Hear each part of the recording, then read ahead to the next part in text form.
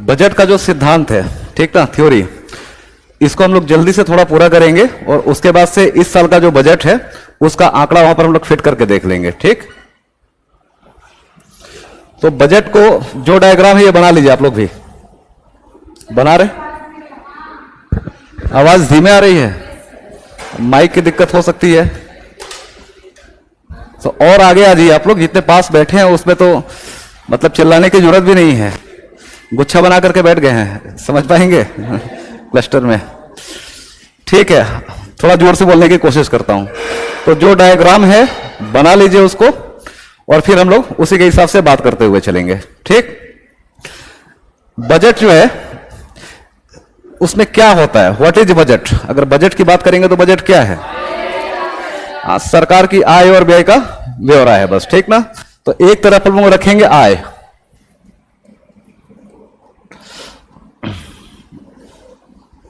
और एक तरफ व्यय। आय के लिए हम लोग रिसीट आर शब्द का इस्तेमाल करेंगे और व्यय के लिए एक्सपेंडिचर ई। ठीक है, मतलब इस लाइन में हम लोग जो भी लिखेंगे वो सरकार की आय होगी, इनकम होगा। ठीक, और इधर जो भी लिखेंगे वो एक्सपेंडिचर होगा, व्यय होगा। ठीक, इसको हम लोग फिर से आय और व्यय को दो हिस्से में बांट करके दिखाने की टेंडेंसी है। ठीक, एक को बोलते हैं राजस्व आय। क्या होता है पता है? और एक को बोलते हैं पूंजीगत आय।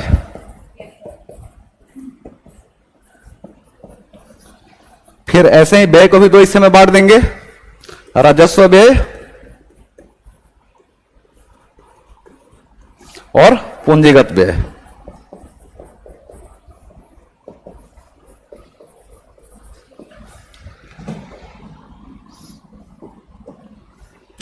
अच्छा, आप लोगों से अगर एक सवाल आ जाए पेटी में कि संविधान में बजट शब्द का प्रयोग कहां किया गया?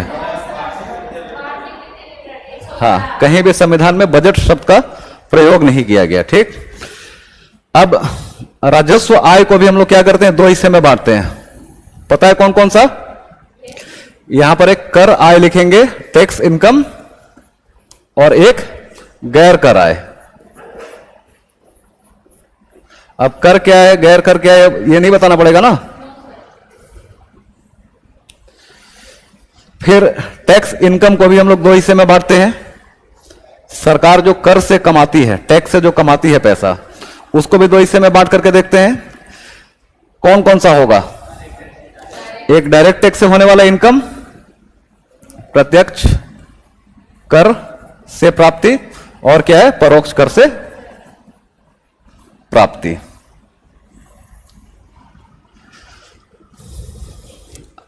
देखिए, यहां तक के खाके में कोई समस्या है? बजट आय और व्यय का विवरण होगा सरकार के, है ना, एक वर्ष का। अब एक शब्द चलता है पूंजीगत बजट, एक चलता है राजस्व बजट। इस डायग्राम से सब कुछ क्लियर हो जाएगा कि इस पिंक लाइन के ऊपर जो भी है ये आय है, राजस्व आय, और ये क्या है, राजस्व व्यय। इसका मतलब इस लाइन के ऊपर कौन सा बजट है? राजस्व बजट है। और इस लाइन के नीचे कौन सा बजट है? पूंजीगत बजट, पूंजीगत आय और पूंजीगत व्यय का इसमें विवरण होगा। ठीक, अगर आप लोगों से पूछा जाएगा ऐसे कि राजस्व घाटा, तो क्या करेंगे? मतलब हाँ, राजस्व जैसे नाम आएगा हम लोग इस लाइन के ऊपर ही कैलकुलेशन करना शुरू करेंगे, और पूंजीगत जैसे आएगा इस लाइन के नीचे हम लोग कैलकुलेशन करना शुरू करेंगे। और जहां बजट के लेवल पर घाटे की कोई बात आएगी तो क्या करेंगे, हम लोग पूरे खाके को मिला करके देखेंगे। अब जो मेजर टैक्स इनकम है सरकार का, सिर्फ हम उन्हीं पर बात करेंगे क्योंकि सवाल वहीं से आता है। ठीक, तो सरकार की कमाई का जो सबसे बड़ा भी जरिया है, जहां से सबसे ज्यादा इनकम हो रहा है, वो कौन सा है? प्रत्यक्ष कर में इनकम टैक्स और कॉर्पोरेट इनकम टैक्स, यही है ना? हाँ, ठीक है। और परोक्ष कर में कौन कौन सा होगा? अभी सबसे बड़ा हम लोग का जीएसटी,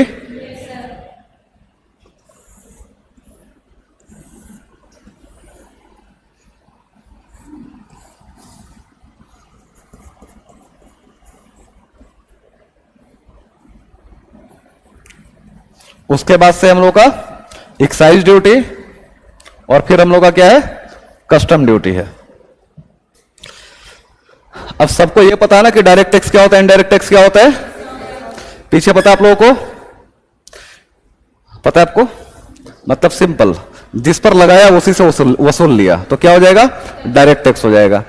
लगाया किसी और पे था, चुका कोई और रहा है, तो क्या हो जाएगा? इनडायरेक्ट टैक्स हो जाएगा। इसी को क्या बोलते हैं? इंपैक्ट और इंसिडेंस, या फिर कराघात और करापात तकनीकी तौर पे। ठीक, तो सिंपल सा, कोई भी टैक्स डायरेक्ट है या इनडायरेक्ट, उसके नेचर पर जाकर के एक बार आप लोग सोच लेंगे कि मतलब लगाया किस पर गया है और दे कौन रहा है, तो अपने आप चीजें वो निकल करके आ जाती हैं। ठीक, गैर कर आय में सरकार के ऐसे आय को रखते हैं जो ना तो पूंजीगत किस्म का होगा और ना ही टैक्स इनकम होगा।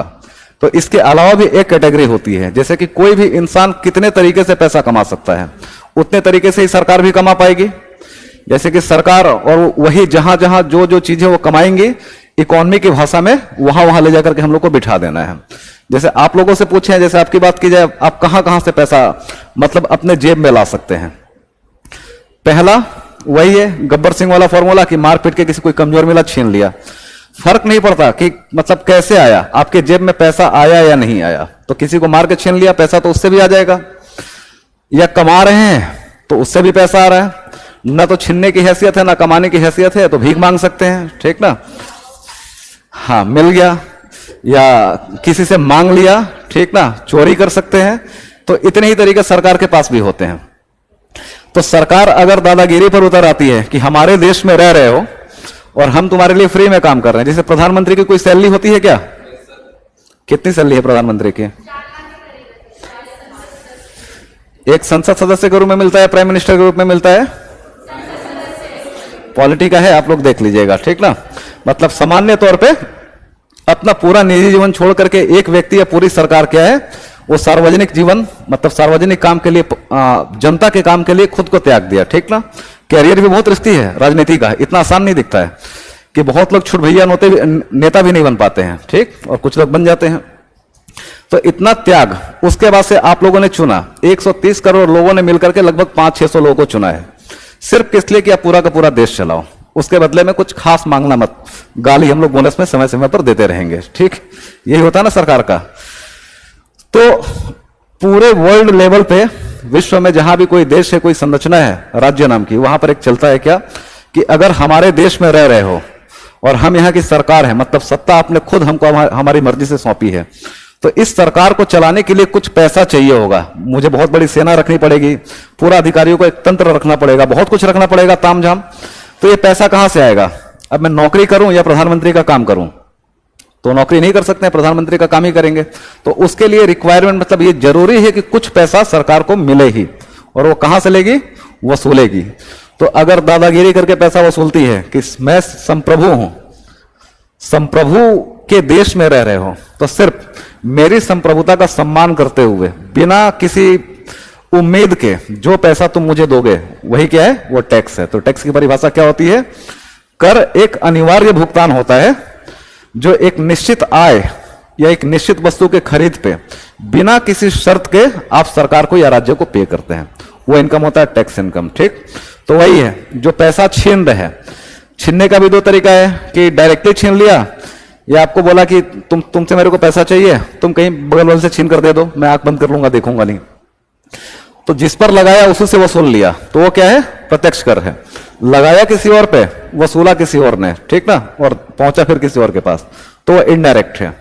समझ पा रहे हैं? एक्चुअली बेसिक में हम लोग जाएंगे, टाइम बहुत ज्यादा लग जाएगा, लेकिन हम लोग को क्या है? करंट ओरिएंटेड होना आज। ठीक है, और इसके अलावा सरकार का जो इनकम पूंजीगत नहीं होगा, जो टैक्स वाला नहीं होगा, वो कहां आएगा? गैर कर आय में। तो सरकार जो पैसा कमाएगी, सरकार कहां से कमाएगी? पीएसयू से प्राप्त लाभांश। सरकार ने बहुत सारी कंपनियां डाल रखी है, वहां से जो पैसा मिलेगा वो क्या हो जाएगा? पीएसयू से प्राप्त लाभांश। वो उधार मांगकर मैं नहीं लाया हूं, ठीक ना, और ना ही मैंने टैक्स से वसूला है, ये मैंने कमाया है। ठीक, दूसरा क्या है? ब्याज है, ठीक ना, ब्याज आय। सरकार उधार देती है और उससे जो इनकम होता है वो भी सरकार के जेब में जाता है, तो भी क्या है? ना तो टैक्स लाकर कमाया, ना उधार मांग के मैं लाया हूं। ठीक, तो ये आ जाएगा। इसके अलावा अन्य है, अन्य में बहुत सारे हैं, जैसे कि फी हो गया, फाइन सरकार ने लगाया हुआ है, या कस्टम ने कोई सामान जब्त कर लिया है। इसमें बहुत सारी छोटी मोटी चीजें हैं, जैसे आप बाइक चला रहे हैं, आपका चालान कट जाएगा, वो पैसा कहां जाएगा? सरकार ने आपसे वो टैक्स नहीं लिया है और ना ही आपसे उधार लिया है, वो सरकार की कहिए तो, और ना ही कमाया है, बस आपसे वसूल लिया, आपने गलती की तो। ये सारे के सारे पैसे कहां जाते हैं? अन्य में जाते हैं। अच्छा, राजस्व आय में अगर मैं दो शब्द लिखूंगा,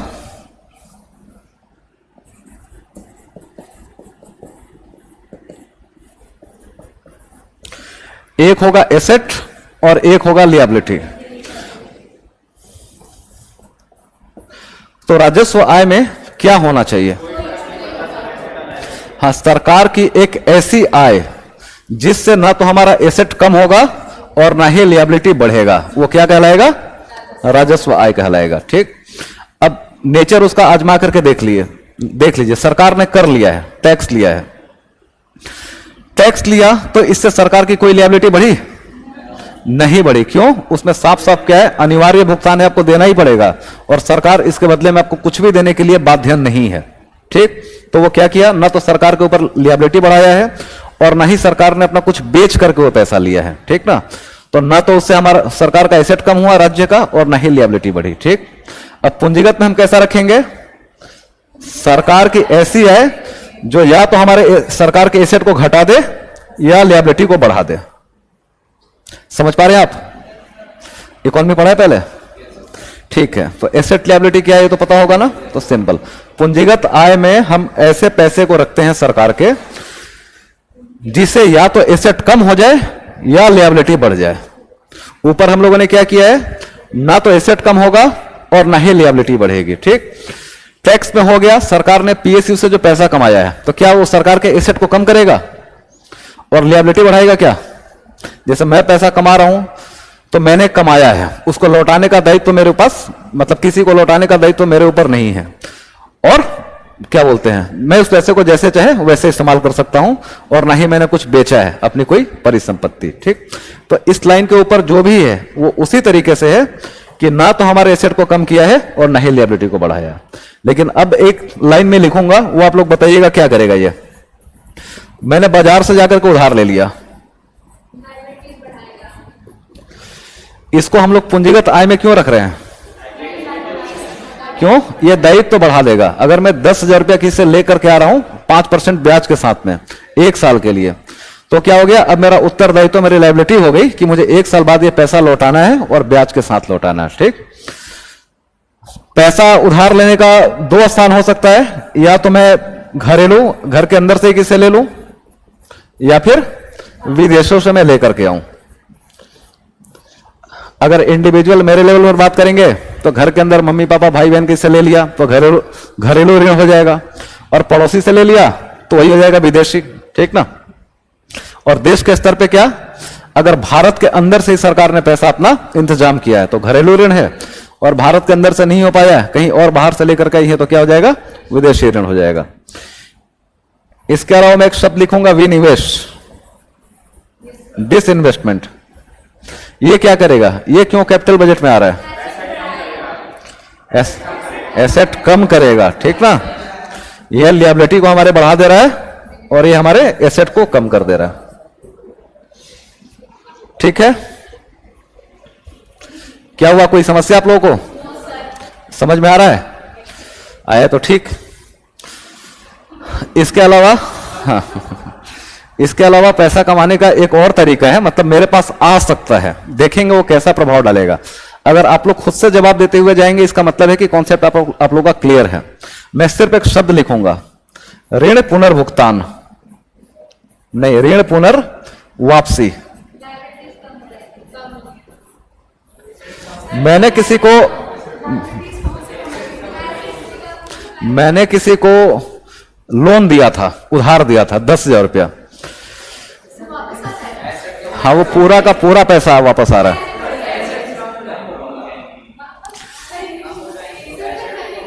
सुनिए, दिमाग लगाइए। ठीक, यहां पर मैंने एक लिखा है ब्याज आय, है ना, कि मैंने किसी को पैसा दिया है 10,000 रुपया 1 साल के लिए, कि 10% तुम ब्याज दोगे। इसका मतलब क्या है? हर महीने वो मेरे को 1,000 रुपया देता हुआ जाएगा। तो 1,000 रुपया जो देता जा रहा है वो तो हम लोगों ने रख दिया, यहां पे ब्याज है वो तो राजस्व बजट में चला गया, लेकिन एक साल बाद उसने क्या किया, मेरा पूरा का पूरा 10,000 ही लौटा दिया, एसेट कम हो जाएगा। एसेट की परिभाषा क्या होती है? एसेट क्या है? क्या सुशांत, एसेट क्या है? जोर से बोलिए। अच्छा, एसेट क्या दिमाग में नहीं आ रहा?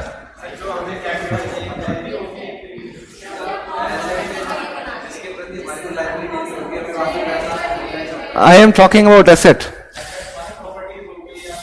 कोई भी ऐसी चीज जिसका एक निश्चित मूल्य है और उसमें आय की संभावना है, एनी सब्जेक्ट, ठीक ना, कुछ भी हो सकता है। आप अब मैं बोलता हूं किससे आय की संभावना होगी, किससे नहीं होगी, क्लियर हो पा रहा है या नहीं हो पा रहा? मैंने एक पर्सनल कार ले ली अपने इस्तेमाल के लिए, पर्सनल इस्तेमाल के लिए, वो एसेट होगा? अलग सेंस में एसेट होगा कि 2 साल बाद में बेचूंगा तो कुछ ना कुछ पैसा मिल जाएगा, लेकिन इकोनॉमी के सेंस में नहीं होगा। लेकिन मैंने एक टैक्सी खरीद ली, हाँ टैक्सी, क्यों? उसका मूल्य भी है और उससे आय होने की संभावना भी है। तो जो मैंने 10,000 रुपया उधार दे रखा था वो मेरा एसेट इसलिए था कि 10,000 तो मेरा आना ही है, उसका एक निश्चित मूल्य बना हुआ है, साथ में हर महीने मुझे वो 10% पैसा कमा करके दे रहा है। तो अगर ऋण कोई लौटा देता है, ऋण की पुनर्वापसी हो जाती है, तो क्या होता है? एसेट हमारा कम हो जाता है, ठीक ना। इसके अलावा छोटे मोटे और हैं, उसको हम लोग डिनोट करेंगे अन्य से। सरकार इतने सोर्स से ही पैसा कमाती है, ठीक ना, खर्च कहां कहां करेगी? अब किसको हम लोग बोलेंगे कि राजस्व व्यय है और किसको बोलेंगे पूंजीगत व्यय है? क्या मतलब एसेट लायबिलिटी दोनों बोल रहे हैं, ठीक ना तो एसेट बढ़े और ना ही लायबिलिटी कम हो, काट देना है बना करके कि कोई प्रभाव नहीं डालेगा, तो क्या हो जाएगा? रेवेन्यू एक्सपेंडिचर हो जाएगा। जैसे अब यहां पर मैं लिखता हूं ब्याज व्यय, जैसे मैंने किसी को पैसा दिया था उससे मुझे ब्याज की कमाई हो रही थी, यहां पर मैंने बाजार उधार लिया हुआ है, उधारी ली हुई है, तो उस पर मुझे ब्याज तो देना पड़ेगा ना। तो अगर मैं भी ब्याज चुकाऊंगा तो वो कहां जाएगा? मेरा खर्चा, मेरे जैसे पैसा खर्चा तो हो रहा है, लेकिन वो किस हिस्से में जाएगा? राजस्व वाले हिस्से में, राजस्व व्यय का हिस्सा होगा। दूसरा, सरकार के स्तर पे बात करेंगे तो सरकार क्या देती है? सब्सिडी। सब्सिडी आपको दे दी या किसानों को दे दी, किसी को भी दे दी, तो किसान को क्या फायदा क्या नुकसान होगा इससे मुझे नहीं लेना देना। मेरे जेब से जो पैसा निकला वो किस नेचर का है, सिर्फ मैं इतना जानूंगा। तो अगर सब्सिडी के लिए मैंने पैसा दे दिया तो ना तो उससे मैंने कोई एसेट क्रिएट किया है और ना ही अपना कोई लायबिलिटी मैंने घटाया है, इसलिए वहां पर जाएगा। और सामान्य तौर पे पूरे वर्ल्ड लेवल पर प्रतिरक्षा या डिफेंस को लेकर के एक सहमति है कि हम डिफेंस पर जो भी पैसा खर्च करेंगे उन सबको हम मानेंगे कि उससे ना तो हमारा एसेट बढ़ा है और ना ही लायबिलिटी कम हुई है, ठीक। इसके अलावा सरकार और सैलरी और पेंशन देती है अपने कर्मचारियों को। सरकार के जो भी कर्मचारी है उनको सैलरी मिलती है ना, उनको पेंशन भी मिलता है रिटायरमेंट के बाद से, वो भी सेम नेचर का है कि पैसा आपको दे दिया, जाओ आपको जो करना है। मेरा क्या हुआ, ना तो मेरा कोई एसेट बढ़ा और ना ही लायबिलिटी मेरी कोई कम हुई है। इसके अलावा वही इसी को दैनिक प्रशासनिक व्यय भी लिख सकते हैं कि सरकार के रोजमर्रे के भी कुछ खर्चे हैं। मतलब जैसे मोदी जी जाते हैं, लोग कहते हैं कि एक यात्रा पे 10 करोड़ खर्चा कर देते हैं। मतलब भारत सरकार अपने देश के प्रधानमंत्री के एक यात्रा पर 10 करोड़ रुपए खर्च करती है, उससे कुछ एसेट बना, लायबिलिटी कम हुआ? नहीं। उसको क्या बोलते हैं? दैनिक प्रशासनिक व्यय है। आप आईएएस बन जाएंगे, सरकार आपको बहुत सारी सुविधाएं देंगी, गाड़ी देंगी, सब कुछ मिलेगा, लेकिन उससे सरकार को आप सेवा दे रहे हैं, लेकिन आप बाद में क्या देंगे उससे फर्क नहीं पड़ता। तत्काल तौर पे क्या हुआ, आपको गाड़ी मैंने दे दी है, ना तो हमने एसेट क्रिएट किया है और ना ही कोई लायबिलिटी अपनी कम की है। इसके अलावा सरकार क्या करती है? राज्यों को अनुदान देती है। अनुदान देती है ना, grant and aids to states देती रहती है, तो भी कहां जाएगा? राजस्व व्यय में ही जाएगा। इसके अलावा एक और कॉलम अन्य, जिसमें छोटी मोटी चीजें आ जाएंगी। यहां तक क्लियर हुआ? इस लाइन में जो भी खर्चा है वो क्या है? ना तो हमारे एसेट को बढ़ाया, न ही लिएबिलिटी को कम करेगा। अब यहां पर हम लोग जो भी लिखेंगे पूंजीगत वाले हिस्से में कैसा लिखेंगे, या तो हमारे एसेट को बढ़ाएगा या फिर हमारे लिएबिलिटी को कम करेगा। ठीक ना। अब मैंने कर दिया निवेश, तो निवेश करने से क्या हुआ, हमारे एसेट को यह बढ़ाएगा। निवेश का मतलब ही होता है कि पैसा उस तरीके से खर्च करना कि उससे आय की संभावना हो, एसेट उससे हमारा बढ़े। ठीक। दूसरा हम लोग करेंगे ऋण वितरण।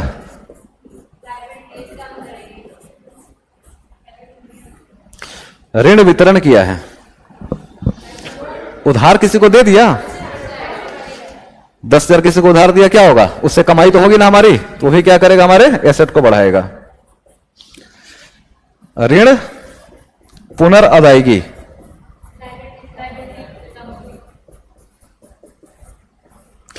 अगर मैंने किसी से 10,000 लिया था ब्याज देने के प्रॉमिस के साथ में, और इस बार मैंने क्या किया, ब्याज भी लौटा दिया और उसका मूलधन भी लौटा दिया, पूरा का पूरा ऋण ही मैंने चुकता कर दिया, तो क्या होगा, इसने क्या किया, मेरी लिएबिलिटीज को कम कर दिया। इसके अलावा एक और कॉलम बना लेंगे हम लोग अन्य का। ये मोटा मोटी बजट है, आपने बनाया नहीं इसको, अच्छा सुन नहीं है, कब तक दिमाग में बैठा रहेगा, ठीक है समझ लीजिए, मिल जाएगा फॉर्मेट। ये खाका है, बहुत बार मेरे हिसाब से इस पर बातचीत हो चुकी है, जिन लोगों से हो चुकी है, ठीक है।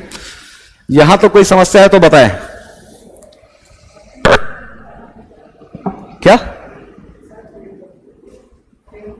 फैन बंद कर दूं,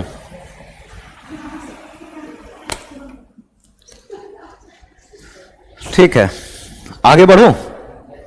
अब सारा का सारा गेम जो होता है इसी पन्ने पे होता है कि कहां क्या होगा, कहां क्या नहीं होगा। जैसा मैंने बोला कि इस रेड लाइन के ऊपर जो भी हो क्या है, राजस्व, क्या बोलते हैं, राजस्व बजट है, और नीचे जो भी है पूंजीगत बजट है। सवाल आप लोगों से किस किस तरीके से पूछे जा सकते हैं, इससे जुड़ी हुई जितनी अवधारणाएं हैं, जितने कॉन्सेप्ट हैं, सब पे आप लोगों से सवाल पूछा जाएगा। इसके अलावा यहां पर मतलब रटना कुछ नहीं है कि रट्टा मारना पड़ेगा, लेकिन ट्रेंड हम लोग को देखना पड़ेगा। जैसे एक सवाल बन सकता है कि हम लोग का इनकम कहां ज्यादा है, मतलब सरकार, मतलब यूपीएससी सवाल पूछ ले कि भारत सरकार की जो भी आय होती है उसमें राजस्व आय का जो हिस्सा है वो पूंजीगत आय की तुलना में ज्यादा बड़ा है, तो ये सही होगा या गलत होगा, वो देखेंगे अभी ना, डाटा बिठाएंगे तब पता चलेगा सवाल पूछने का तरीका क्या है। उसके अलावा जो पूछा जाता है, जो सबसे हिट तरीका है कि इसमें से 4-5 चीजें उठा करके दे दी और पूछ लिया कि इसमें से कौन राजस्व व्यय का हिस्सा है और कौन पूंजीगत व्यय का हिस्सा है। ठीक, वैसे इधर से दे दिया कि कौन सा आय का हिस्सा है और कौन सा व्यय का हिस्सा है। ठीक, ये सारी चीजें आप लोगों से पूछी जाएंगी। अब देखिए, यहां माथा खराब हो सकता है थोड़ा बहुत, ठीक ना, क्योंकि अब जो जो खाका मैंने बनाया, जिसने सुना, जिसके दिमाग में है, वो विश्लेषण कर पाएगा। ठीक, देखते हैं, यहां से हम लोग करंट जोड़ेंगे। अच्छा, सरकार का टोटल आय जो है कर देता हूं। अगर हम लोग बात करेंगे बजट घाटा, कि बजट घाटा क्या होता है, हाँ, कुल बजट आय में से बजट व्यय को घटाएंगे, अगर माइनस में आती है चीजें तो हमारा घाटा हो जाएगा। या फिर एक बात कहे तो टोटल खर्चे में से टोटल आमदनी को घटा लेंगे। जितना टोटल खर्चा किया है और जितना टोटल कमाया है, उन दोनों का डिफरेंस निकाल लेंगे, जो चीज आएगी क्या होगा, वो बजट घाटा होगा। और बजट घाटा 1997 और 98 से हमारा शून्य रखा जाता है। ठीक ना, दिखाने का वो रिवाज है कि हम जीरो दिखाएंगे। तो आपसे पूछा जाएगा कभी भी कि बजट घाटा हमारे देश का कितना है, तो जीरो होता है। कैसे होता है वो हम लोग देख लेंगे। एक होता है राजस्व घाटा, मतलब रेवेन्यू एक्सपेंडिचर में से हम लोग रेवेन्यू रिसीट को घटा देंगे तो क्या मिलेगा, राजस्व घाटा। एक होगा कैपिटल डेफिसिट, पूंजीगत घाटा। पूंजीगत घाटा क्या होता है, बस सिंपल, कैपिटल एक्सपेंडिचर में से हम लोग कैपिटल रिसीट को घटा देंगे तो ठीक है। अब एक होता है राजकोषीय घाटा, फिस्कल डेफिसिट। हाँ, बस जितना उधार लिया है एफडी इक्वल टू एमबी लिख दें, टोटल मार्केट बोरोइंग, तो इसमें कोई समस्या नहीं है। एक होता है प्राथमिक घाटा, प्राइमरी डेफिसिट। क्या चीज? मतलब हम लोग लिख सकते हैं एफडी माइनस आईपी।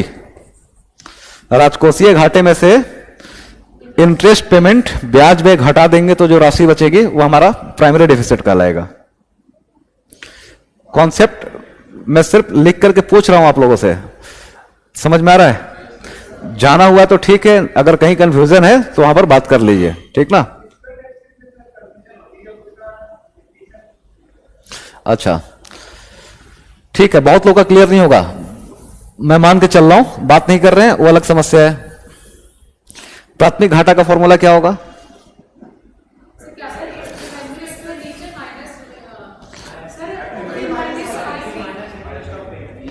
बहुत तरीके से ये चीजें आप लोगों से पूछी जा सकती हैं, ठीक?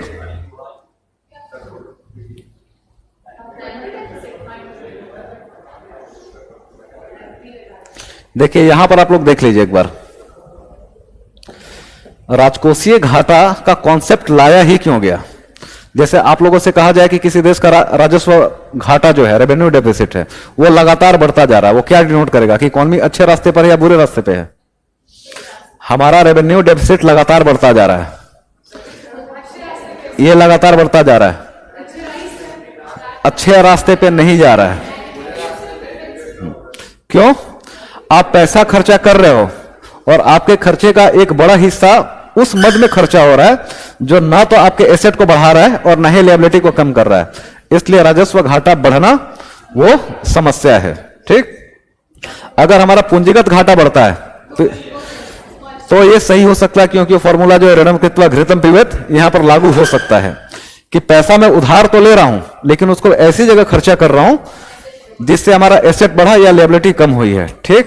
तो पूछा जाएगा आप लोगों से कभी भी कि कैपिटल एक्सपेंडिचर, पूंजीगत जो व्यय है, ये अच्छा क्यों होता है? तो वह इसलिए अच्छा होता है कि इस टाइप का एक्सपेंडिचर है जो मेरे ऋण लौटाने की क्षमता को और मजबूत करता है, ठीक ना? मेरे एसेट को और बढ़ाता है। और रेवेन्यू एक्सपेंडिचर बुरा क्यों है? क्योंकि ना तो हमारे एसेट को बढ़ाता है और न ही लायबिलिटी को कम करता है, बस खर्चा हो जाता है। अब इसमें सरकारों पे हमेशा ये आरोप लगता रहता है, सरकारों पे क्या, कि हर देश की सरकार ये चाहती है कि अपने बजट को मजबूत दिखाए ताकि विदेशी लोग आकर के वहां पर निवेश करें। अब इसके लिए तरह तरह के हथकंडे अपनाए जाते हैं कि क्या करे क्या ना करे। एक तो देश के स्तर पे सोचे तो ये होता है कि पूरे विश्व को अपना बजट अच्छा दिखाना है कि हम ऐसी इकोनॉमी है जहां पर हमारा रेवेन्यू डेफिसिट कम है और कैपिटल डेफिसिट ज्यादा है, मतलब हम पैसा जो कमाते हैं उपभोग नहीं करते हैं, उसका निवेश करते हैं। तो आप हमारे यहां करो, अच्छी बात है, निवेश करने की हम लोग की आदत है और उससे इनकम जनरेट होगा, आपको भी मिलेगा। और देश के अंदर समस्या ये होती है कि समझदार इकोनॉमिस्ट जो होता है वो हमेशा चिल्लाता है कि सरकार बुरी है, क्यों? इसका राजकोषीय घाटा बढ़ रहा है, इसका राजस्व घाटा बढ़ रहा है। तो अपने देश के अंदर भी अपनी सरकार की छवि को बनाए रखने के लिए जरूरी क्या होता है कि ऐसे घाटे जो नकारात्मक प्रवृत्ति को होते हैं उनको हम कम करके दिखाएं। तो अभी क्या होता था कि ब्याज व्यय जो है, जो इंटरेस्ट पेमेंट सरकार करती है, वो किस लोन का करती है? जो इस साल ले रखा है वो, या जब से हमारे देश का गठन हुआ, जब से हमारा देश बना है तब से जो उधार है उन सब पे अभी जाता होगा।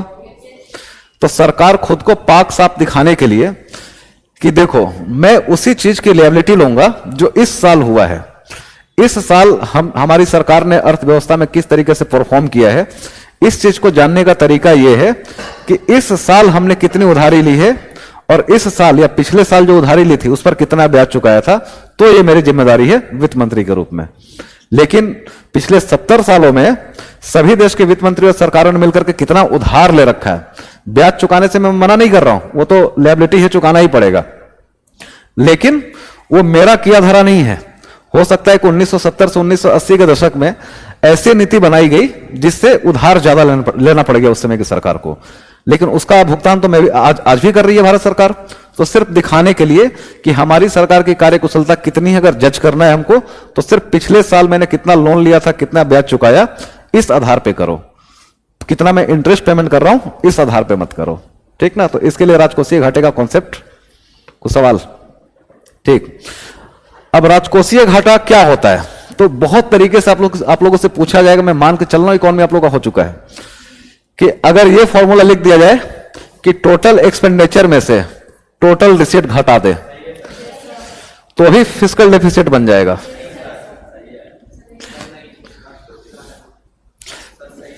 क्यों नहीं होगा? क्यों? टोटल एक्सपेंडिचर में से मैंने टोटल प्राप्ति ले ली है। सही है। जितना मतलब जो हम लोगों ने बात किया कि बजट घाटा क्या होता है, शून्य है, जीरो है हम लोग का 1997-98 से। तो सरकार एग्जैक्टली उतना ही कर्ज लेती है हर साल जितना उसके कुल खर्चे और कुल आय में अंतर होता है। जैसे सरकार ने खर्चा कर दिया मान लीजिए 110 रुपया और सरकार ने कमाया है 90 रुपया, ठीक, और बजट घाटा जीरो दिखाना है, इसका मतलब क्या है? सरकार को 20 रुपया लेकर के आना पड़ेगा, कहीं से उधार ले लेगी, 20 रुपया 110 हो जाएगा, 110 आय 110 व्यय, तो जीरो। तो सरकार अपनी मर्जी से जितना चाहे उतना उधार नहीं ले सकती है, जितना बजट आय और व्यय का अंतर है एग्जैक्टली उतना ही उधार लेगी। देश के अंदर से मिल गया तो ठीक है, नहीं तो बाहर से लेकर के आएगी। तो जितना हमारा, अगर यही लिख दिया जाए कि एफडी इक्वल टू बीडी, सही होगा या गलत होगा? राजकोषीय घाटा बजट घाटा के बराबर होता है, सही होगा? मतलब प्रैक्टिकली देखेंगे तो सही है, क्योंकि बजट घाटा उतना ही है जितना व्यय और आय के बीच का अंतर है। लेकिन चूंकि हम लोग का जीरो दिखाने का रिवाज है, इसलिए हम लोग बोलेंगे कि ये बराबर नहीं है। FD is not equal to budget deficit, क्योंकि थ्योरेटिकली पेपर में हम लोग अपने बजट डेफिसिट को कितना कर देते हैं? जीरो कर देते हैं। तो देखने में लगेगा कि हो सकता है बराबर, लेकिन होगा नहीं।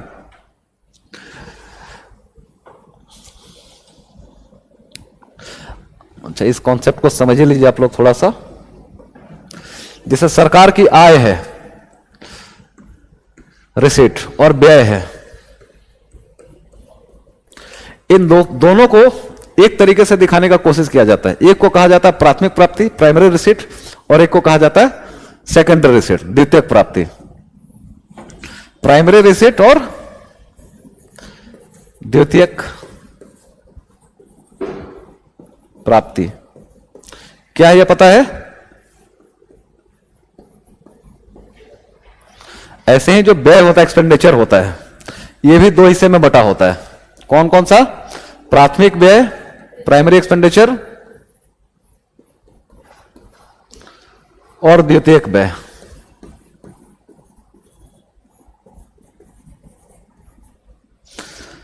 ये क्या है पता है अरुण? क्लियर है? द्वितीयक प्राप्ति में किसको रखेंगे?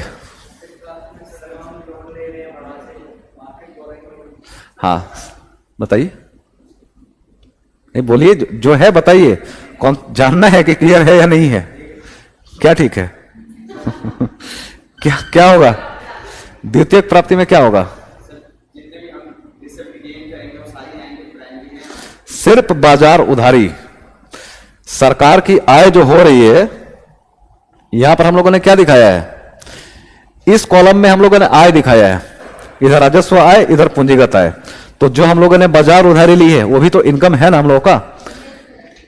तो इस टोटल इनकम में से बाजार उधारी को हम लोग बोलते हैं सिर्फ एक को, यह द्वितीयक प्राप्ति है, ठीक।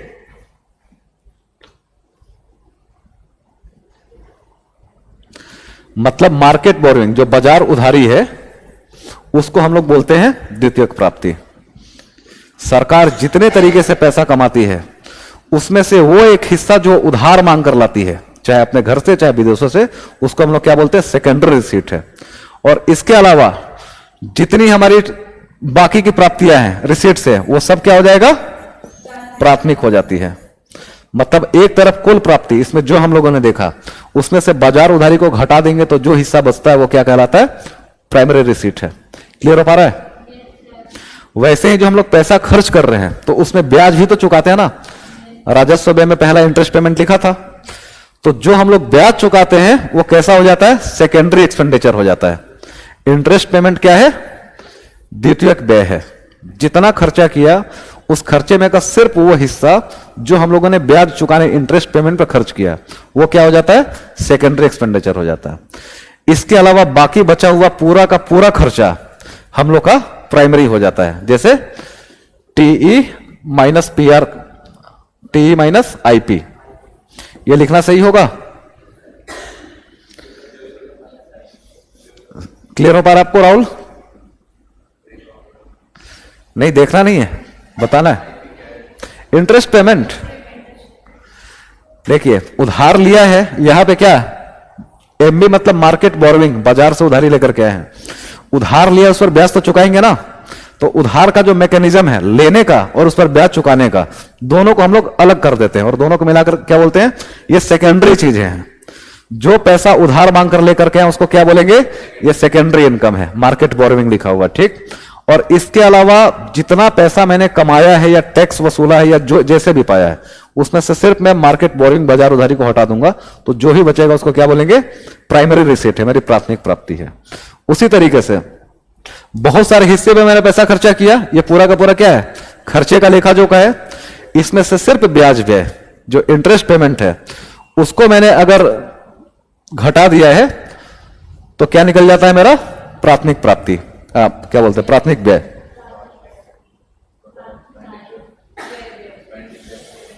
हाँ, एक्सपेंडिचर। क्लियर है यहां तक? अब हम लोग को प्राइमरी घाटा, प्राथमिक घाटा निकालना होगा तो क्या करेंगे?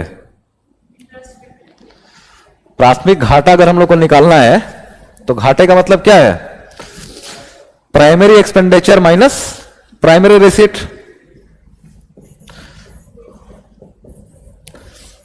शॉर्ट फॉर्म लिख रहा हूं, दिक्कत नहीं हो रहा ना इससे? प्राइमरी एक्सपेंडिचर में से मतलब कहीं कभी भी डेफिसिट निकाला हो, घाटा क्या करेंगे? एक्सपेंडिचर में से अपने रिसीट को हम लोग घटा देंगे। तो जब हम लोग प्राइमरी डिफिसिट की बात कर रहे हैं, प्राथमिक घाटे की, इसका मतलब क्या है? प्राइमरी एक्सपेंडिचर में से, प्राथमिक खर्चे में से हम लोग प्राथमिक क्या बोलते हैं? आय को घटा देंगे, तो जो बचेगा वो हमारा प्राथमिक घाटा है। ठीक है, क्लियर है यहां तक? क्या चीज?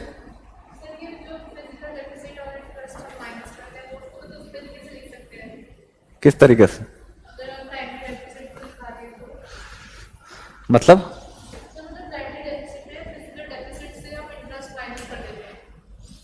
हाँ, वहीं तक तो पहुंचना है, वहीं तक तो पहुंचना है। अब उस रास्ते में पहुंचने में बहुत अड़चने हैं। चलिए, अब जिससे मैं पूछूंगा वो बताएगा कि प्राइमरी एक्सपेंडिचर का मतलब क्या है। उमेश क्या लिखेंगे इसमें? Formula total expenditure minus interest payment, है ना? बहुत बढ़िया। और प्राथमिक प्राप्ति मतलब क्या?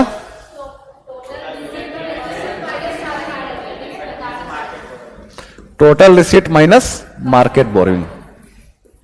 तो अगर आप लोगों से पूछा जाएगा, मतलब पूछना होगा यूपीएससी का ना, तो या तो पहला दे दे, प्राइमरी एक्सपेंडिचर में से प्राइमरी रिसीट माइनस करेंगे तो हम लोग को क्या मिल जाएगा? प्राइमरी डेफिसिट मिल जाएगा। दीपांशी नाम है आपका ना? समझ में आ रहा है? अच्छा, शॉर्ट फॉर्म में जा रहा है इसलिए समझ में नहीं आ रहा है। ठीक है, अच्छा वैसे आता है ना? कैसे भी आना चाहिए बस। अगर ये फॉर्मूला दे दे स्टेटमेंट बना करके कि प्राथमिक घाटे की परिभाषा हिंदी में बोलूं तो कि कुल व्यय में से ब्याज व्यय को घटाने पर और कुल प्राप्ति में से बाजार उधारी को घटाने के बाद जो चीज प्राप्ति होती है हम लोग उसको क्या बोलते हैं? प्राथमिक घाटा। तो सही होगा या गलत होगा? अब इसी को मैथमेटिकल फॉर्मूले से हम लोग तोड़ देते हैं। टीई माइनस आईपी और माइनस है तो टीआर और प्लस एमबी हो जाएगा। ये क्लियर हो पाया? तो ये स्टेटमेंट भी उठा करके पूछा जा सकता है आपसे कि कुल व्यय में से ब्याज व्यय को घटाने, ब्याज व्यय और कुल प्राप्ति को घटाने और बाजार उधारी को जोड़ने के पश्चात जो आंकड़ा मिलता है वो प्राथमिक घाटा कहलाता है। रटेंगे तो कभी संभव ही नहीं है कि इतने सारे शब्द रट ले। इससे अच्छा है क्या? ये फॉर्मूला दिमाग में बैठा ले। अब कुछ जो बचपन में आप लोगों ने किया इक्वेशन में, हम लोग सिर्फ वही करेंगे। टीई को, टोटल एक्सपेंडिचर को, कुल खर्चे को यहीं पर रखते हैं और बाजार उधारी को क्या करते हैं हम लोग? इस तरफ लेकर सिर्फ टोटल रिसीट को क्या करते हैं? इसके पास लेकर के आ जाते हैं, यहां से उठा करके, ठीक ना।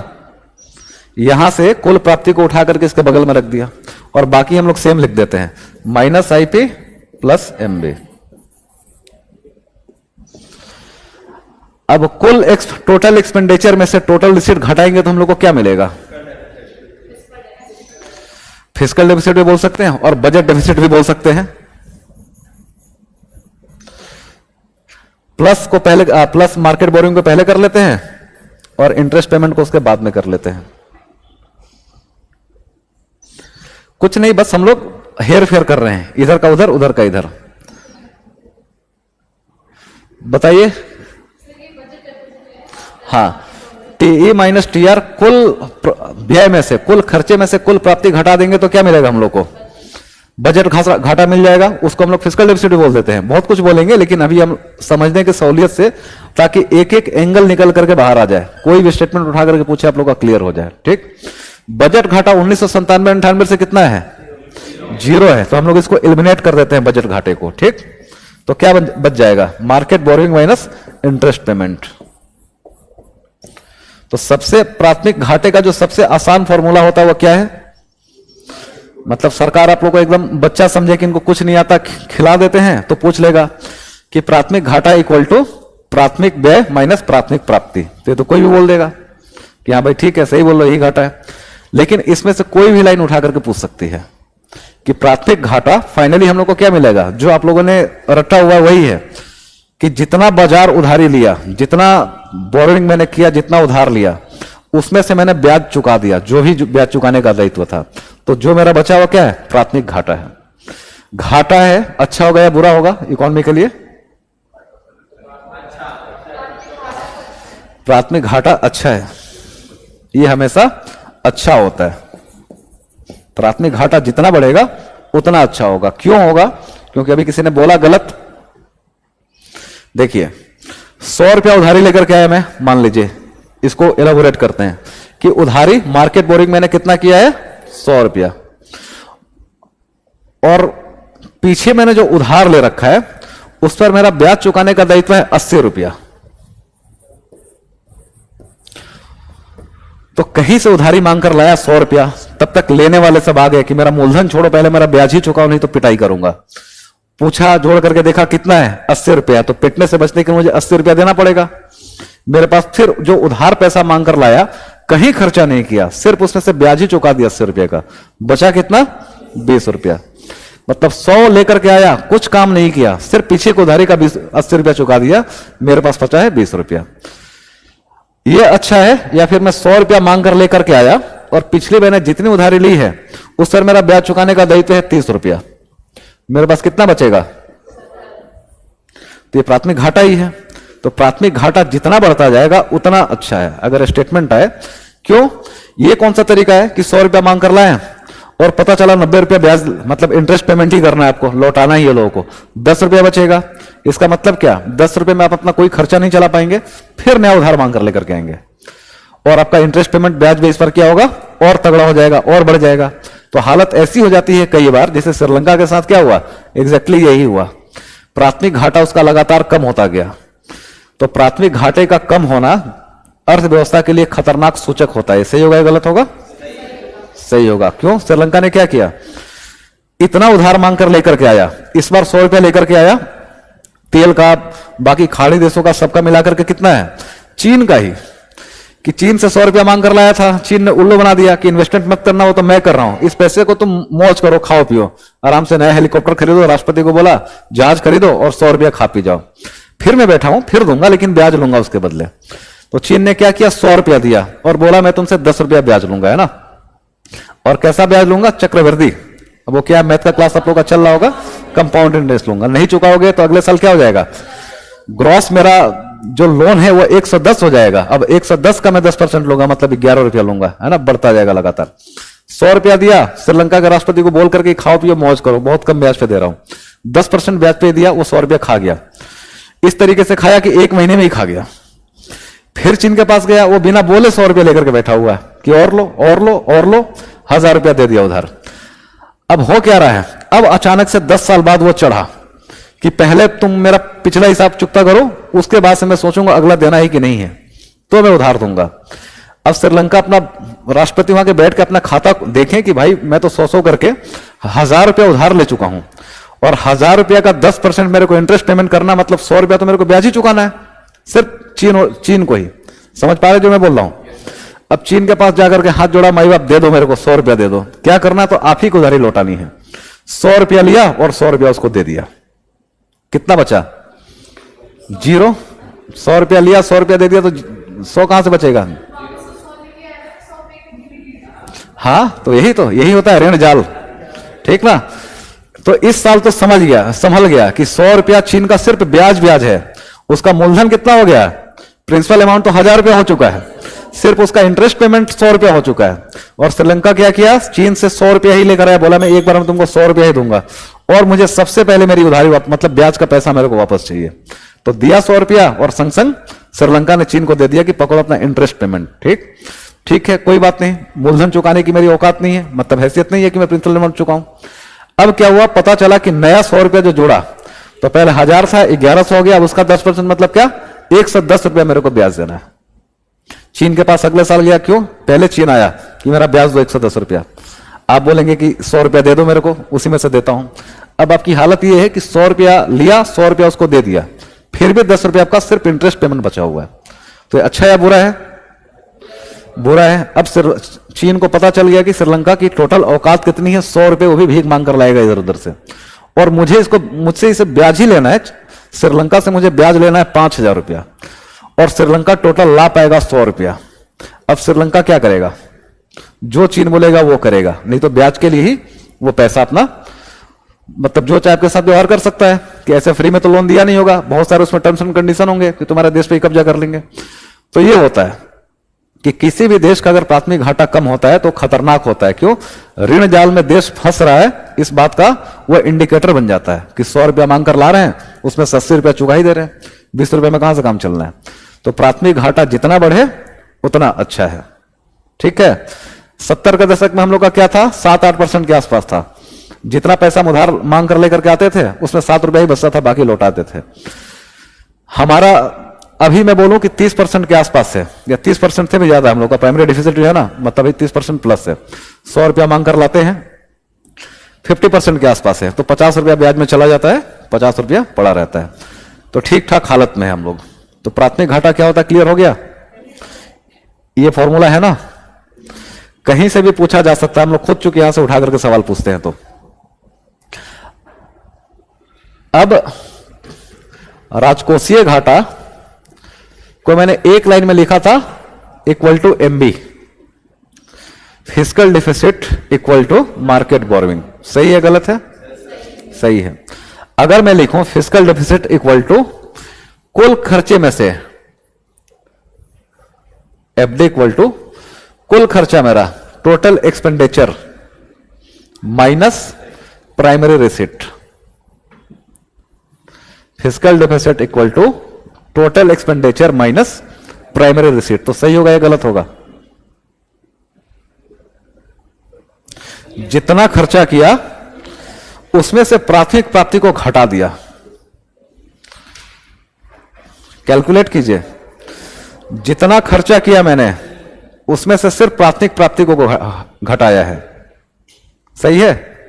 कैलकुलेट कर पा रहे हैं? हाँ, उतना ही। बाजार उधारी पे ही ध्यान लेकर के जाना है। प्राथमिक प्राप्ति का मतलब क्या? उसमें बाजार से जो उधारी लाया हूं वो नहीं है।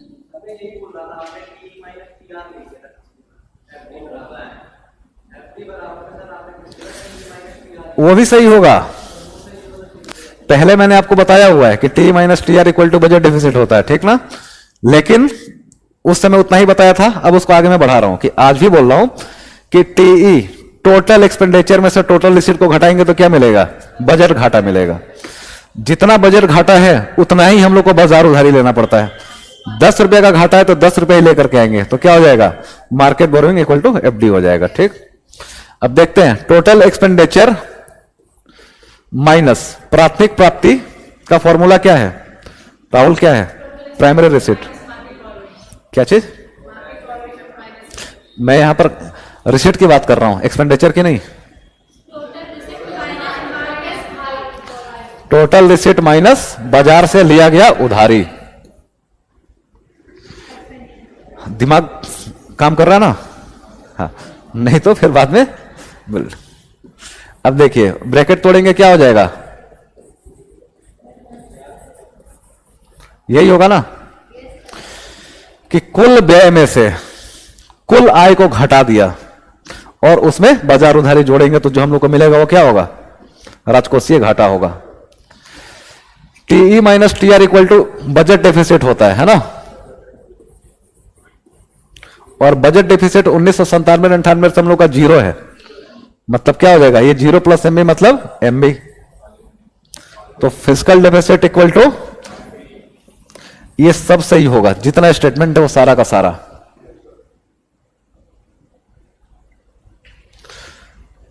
क्लियर हो पाया?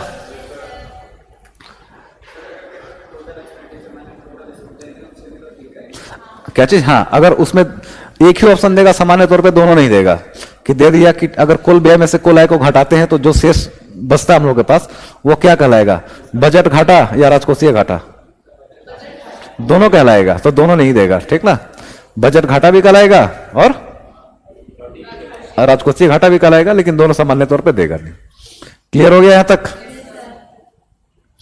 अब फिस्कल डेफिसिट अच्छा है या बुरा है? हाँ, क्यों बुरा है?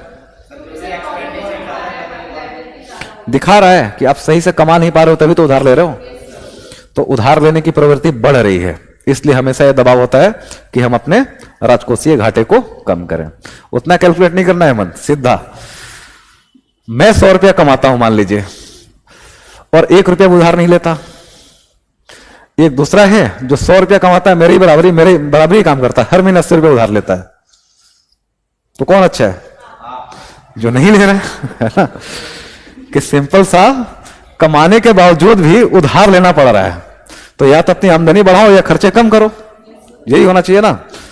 तो सरकार के स्तर पे भी यही होता है कि बढ़ता हुआ राजकोषीय घाटा दिखा रहा है कि सरकार क्या तो इनकम में कहीं कमी है, वो सही से कमा नहीं पा रही है, या फिर वो खर्चा अंधाधुन कर रही है, ठीक ना, इसलिए राजकोषीय घाटा अच्छा नहीं होता। यहां तक क्लियर है?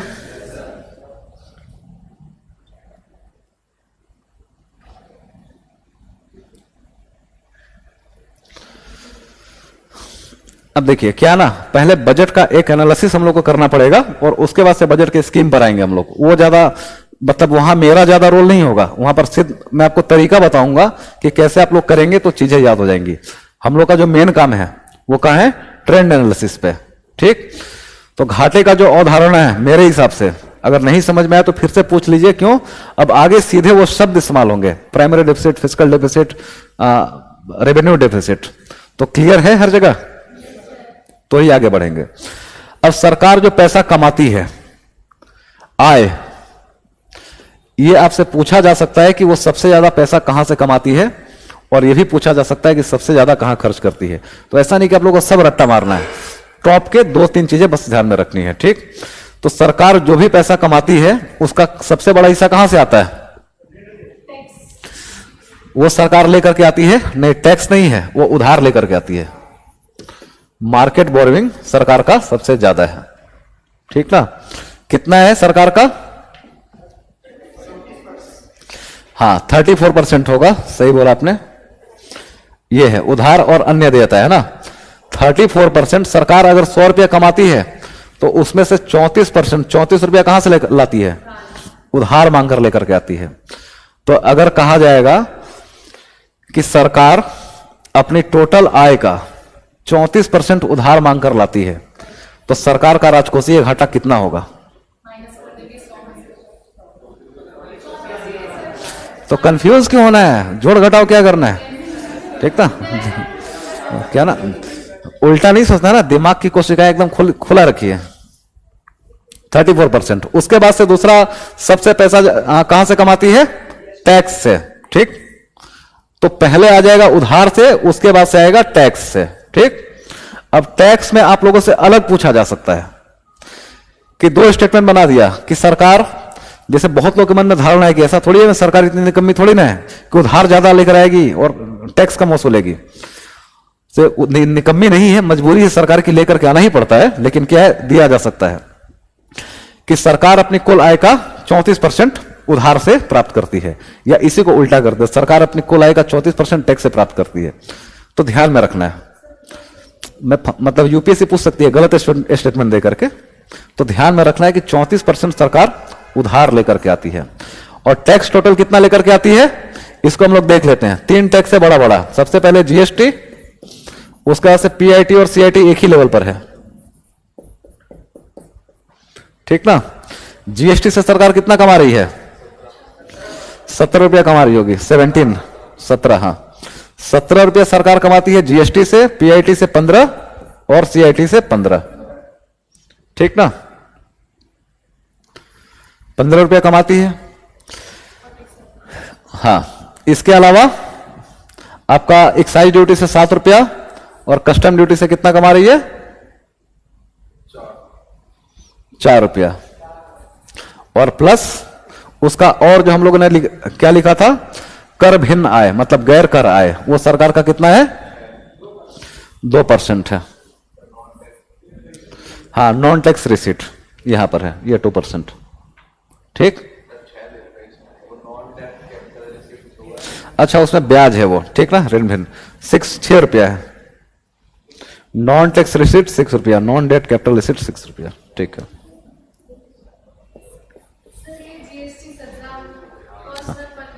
अभी लिखवाऊंगा, सीक्वेंस लिखवाऊंगा। हाँ, जीएसटी से सरकार 17 रुपया कमाती है, पर्सनल इनकम टैक्स से 15 रुपया, कॉर्पोरेट इनकम टैक्स से भी 15 रुपया ही कमाती है। उसके प्लस 4% सरकार कहां से कमाती है, कस्टम ड्यूटी से।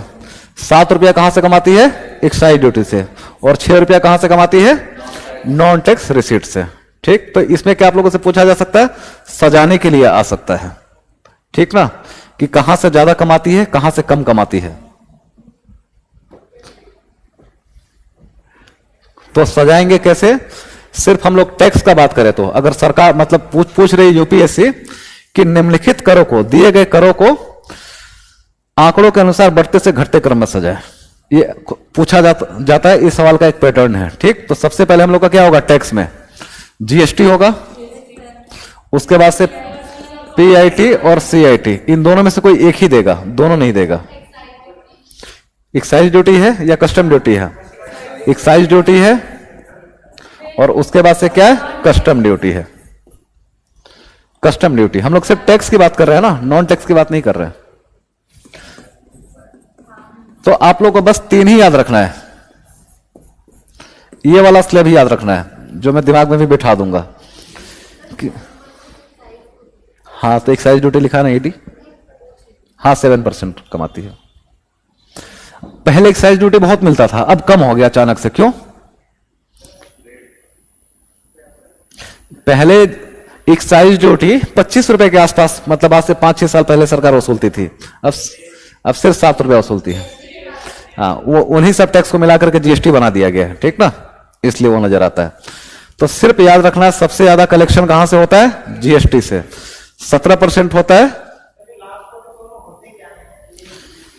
एक्साइज ड्यूटी और कस्टम ड्यूटी, एक्साइज ड्यूटी मतलब क्या है, आप उत्पाद शुल्क, आप कोई भी उत्पादन करेंगे तो सरकार को आपको शुल्क देना पड़ेगा, ठीक ना। तो 2-3 चीजों को छोड़ करके सबको जीएसटी में मर्ज कर दिया गया, जैसे शराब है, ठीक। तो शराब को और पेट्रोलियम प्रोडक्ट्स को, इसको भी जीएसटी के दायरे से बाहर रखा गया है। क्यों? जैसे दिल्ली सरकार है, अगर दिल्ली के लोगों ने जिस दिन शराब पीना बंद कर दिया, उस दिन दिल्ली सरकार भूख से मर जाएगी, ठीक ना। सरकार मर जाएगी। यहां पर शराब को कोई भी राज्य छोड़ता नहीं है। अब बिहार जैसे राज्य है जो छोड़ देते हैं कि हम अपने यहां शराबबंदी लागू कर देंगे, मतलब एक तो अपनी आमदनी का सबसे बड़ा जरिया हम लोगों ने बंद कर लिया, और फिर इस चोरी को रोकने के लिए कि लोग तो शराब पिएंगे ही, सुनिए इधर आप लोग पिएंगे ही, तो उनको पकड़ने के लिए पुलिस प्रशासन तंत्र और कोर्ट का खर्चा अलग। तो चाहे जो सोच करके कि 100 रुपया कमाते थे, पहले उस 100 रुपया को बंद कर दिया कि हम नहीं कमाएंगे, और लोग तो दारू पिएंगे ही। अब उनको रोकने के लिए मेरे कानून का अनुपालन में हर महीने मुझे 20 रुपया खर्चा करना पड़ रहा है। तो मेरे साथ क्या हुआ, जहां 100 रुपया कमाता था अब 1 रुपये में नहीं कमाता और 120 रुपया खर्चा करना पड़ता है मेरे को, ठीक। तो क्या, हाँ वो अच्छा है। हाँ इसीलिए घाटे में सरकार जा रही है। ठीक, खैर जो भी हो उनकी मर्जी है, मुख्यमंत्री है, कर देंगे। ठीक, कर दिया। तो वो होता है एक्साइज ड्यूटी। जैसे आप किसी भी कारखाने में जाएंगे तो क्या होता है, जैसे कि मान लीजिए कि ये पेन बनाने का कारखाना है, तो वहां पर सेंट्रल एक्साइज ऑफिसर बैठे रहते हैं, जिस लेवल पर है उस लेवल पर। जैसे आपका एक पेन बनेगा, अगर आप ऐसे फ्रीली बात करें कि सिर्फ व्यापारी और उत्पादक है, मतलब ग्राहक और उत्पादक है, और मैं पेन बनाता हूं अपने कारखाने में, जैसे पेन बनाया और सोचा कि 5 का पेन बनाया है, अब मैं इसको ग्राहक को 7 रुपए में बेचूंगा तो मेरा 2 रुपए मुनाफा हो जाएगा। इसी बीच में सरकार आ जाएगी कि कहां जा रहे हो, 5 रुपया बनाया है, अब कितने का बनाया उससे कितने में बेचोगे मुझे फर्क नहीं पड़ता, 5 रुपया इसका प्रोडक्शन कॉस्ट है ना, तो इसका 10% मुझे टैक्स चाहिए या 20% टैक्स चाहिए मेरे को। ठीक ना, अब क्या होगा, 20% मतलब 1 रुपया मेरा रख लेना कि 5 में बनाए हो, इस प्रोडक्शन का 1% मेरे को चाहिए, मतलब 6 कर लो, और उसके बाद से तुम अपना प्रॉफिट रख लो। तो व्यापारी क्या करेगा कि कोई बात नहीं, पहले मैं 7 रुपया में बेचने का प्लान बना रहा था उत्पादक, अब मैं 8 में बेच दूंगा। सरकार ग्राहक के पास नहीं आई है कि 1 रुपया मुझे मेरा उत्पाद शुल्क दो, वो किसके पास गई है, प्रोड्यूसर के पास में गई, उत्पादक के पास में। उसने क्या किया कि मुझसे 1 रुपया लोगे, मैं दे देता हूं, कोई बात नहीं। 7 में बेचना था, अब मैं 8 में बेचूंगा, तो चुकाया कौन, कस्टमर। तो इसी को बोलते हैं इनडायरेक्ट टैक्स, यही कि लगाया कारखाने पे, वसूला ग्राहक से। ठीक ना, वो होता है एक्साइज ड्यूटी। और कस्टम ड्यूटी क्या है, आप अंदर से बाहर कोई भी सामान लेकर के आइए देश के, या बाहर से अंदर कोई भी सामान लेकर के जाइए, वहां पर सरकार के अधिकारी कस्टम्स ऑफिसर बैठे होते हैं। ठीक ना, और वो क्या करेंगे, निर्यात पे सामान्य तौर पे, एक्सपोर्ट पे हम लोग कम टैक्स लेते हैं, क्यों, एक्सपोर्ट हम लोग प्रमोट करते हैं। लेकिन बाहर से जैसे कोई सामान आता है, जैसे कि कार, लग्जरी कार से, तो उस पर 100% तक इंपोर्ट ड्यूटी हो सकती है। 1 करोड़ की कार है, जैसे अपने देश की सीमा पर बैठी, कस्टम वाले आ जाएंगे, कहां लेकर के जा रहे हो, पहले हमारी क्या बोलते हैं, कस्टम ड्यूटी, सीमा शुल्क दो हमको हमारे देश में घुसने का। पूछेंगे कितना है, पूछेगा कितने का लेकर के, बोला 1 करोड़, तो बोलेगा 3 करोड़ हमारा टैक्स है। 1 करोड़ की कार है, 3 करोड़ हम टैक्स लेंगे। ऐसा कुछ वस्तुओं पर होता है। ठीक ना, 100% से ज्यादा टैक्स होता है। हाँ, लेकिन हाँ, नॉन टैक्स जैसे मैंने कमाया, सरकार भी पैसा कमाती है, तो टैक्स में क्या होता है, टैक्स में फोर्स होता है। कोई आदमी टैक्स देना चाहता है क्या, सब सरकार जबरदस्ती वसूलती है। जैसे गब्बर सिंह आते थे, उनके आदमी आते थे, गांव वाले उनके आने के पहले ही बोरा निकाल के रख देते थे अनाज का, लेकिन देने का उनका मन होगा क्या, वो तो गब्बर सिंह के दर से देना ही पड़ेगा, क्योंकि वहां के वही संप्रभु थे उस क्षेत्र के। तो यहां पर मोदी जी हैं या सरकार संप्रभु है, तो जो पैसा टैक्स के रूप में वसूला हो तो टैक्स में गया। और टैक्स के अलावा और कहां कहां से पैसा ला सकते हैं, उधार मांगना, कुछ बेच करके पैसा लाना। तो ना तो उधार मांग रहे हैं ना बेच रहे हैं। तो एक तरीका और हो सकता है कि सरकार हमारी कुछ पैसे कमाती हो, तो सरकार जो पैसे कमाती है, और कहां से कमाएगी, जो अपने कारखाने लगा रखे हैं, पीएसयू, बहुत सारे बैंक है, उनसे पैसा। तो उसमें बहुत सारी चीजें ऐसे जो उस नेचर की हो, जो ना तो टैक्स इनकम हो और ना ही बाजार से लिया गया हो। कोर्ट आपको फाइन लगाएगा, ऐसा होता है ना कि 15 लाख रुपए में आपकी जमानत होगी, सुप्रीम कोर्ट बोलेगा, तो जमानत की राशि कहां जाती है, अगर आप डिफॉल्टर हो गए, भाग गए, आपकी जमानत की राशि जब्त होगी, तो कहां जाएगा, सरकार के पास चला जाएगा। लेकिन सरकार ने ना तो कमाया है, और ना ही वो टैक्स से कमाया है, और ना ही वो उधार लेकर के आई है, तो 15 लाख रुपया सरकार का क्या हो जाएगा, नॉन टैक्स इनकम हो जाएगा। जैसे किसी ने, मैंने आपको गिफ्ट भेज दिया 1 करोड़ का, और बता दिया सरकार को कि इनको 1 करोड़ का गिफ्ट भेजा। फंसाने के लिए खूब होता था पहले पुराने जमाने में, इंदिरा गांधी के जमाने में, जिसको फंसाना हो एक बढ़िया सी रोलेक्स की 1 लाख की घड़ी भेज दीजिए, आपके पते पर आई, डाकिया लेकर के, पीछे पीछे इनकम टैक्स ऑफिसर भी आ गया, टैक्स वाले, कि कहां से लेकर के आ रहे हो, अब खोल रहे हो, जब पता ही नहीं कहां से, पहले देखने दो क्या है। वो बोलेंगे नहीं मुझे पता है, इसमें 1 लाख की घड़ी है, इस पर मुझे टैक्स चाहिए। अब गरीब आदमी है, उसका टोटल एसेट हो, घर, गाड़ी, संपत्ति सब मिला लो तो 50,000, सरकार टैक्स मांग रही है 50,000, तो एक घड़ी रखने के लिए उसको अपना पूरा घर बार सब कुछ बेचना पड़ेगा ना। तो क्या करेगा, वो हाथ खड़ा कर देगा, मेरा नहीं है, कि एक घड़ी के चक्कर में मेरा सब कुछ बिक जाएगा। समझ पा रहे आप लोग मैं क्या बोल रहा हूं।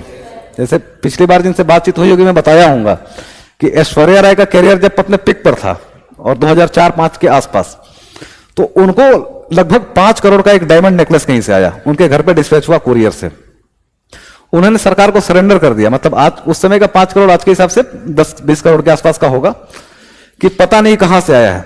खोलते ही अधिकारियों को बुलाया और सरेंडर कर दिया कि कहां से आया है, सोर्स मुझे पता नहीं है, मैंने खरीदा नहीं है, किसी फैन ने भेजा तो मुझे नहीं चाहिए, क्योंकि बाद में जस्टिफाई करना बहुत मुश्किल हो जाता।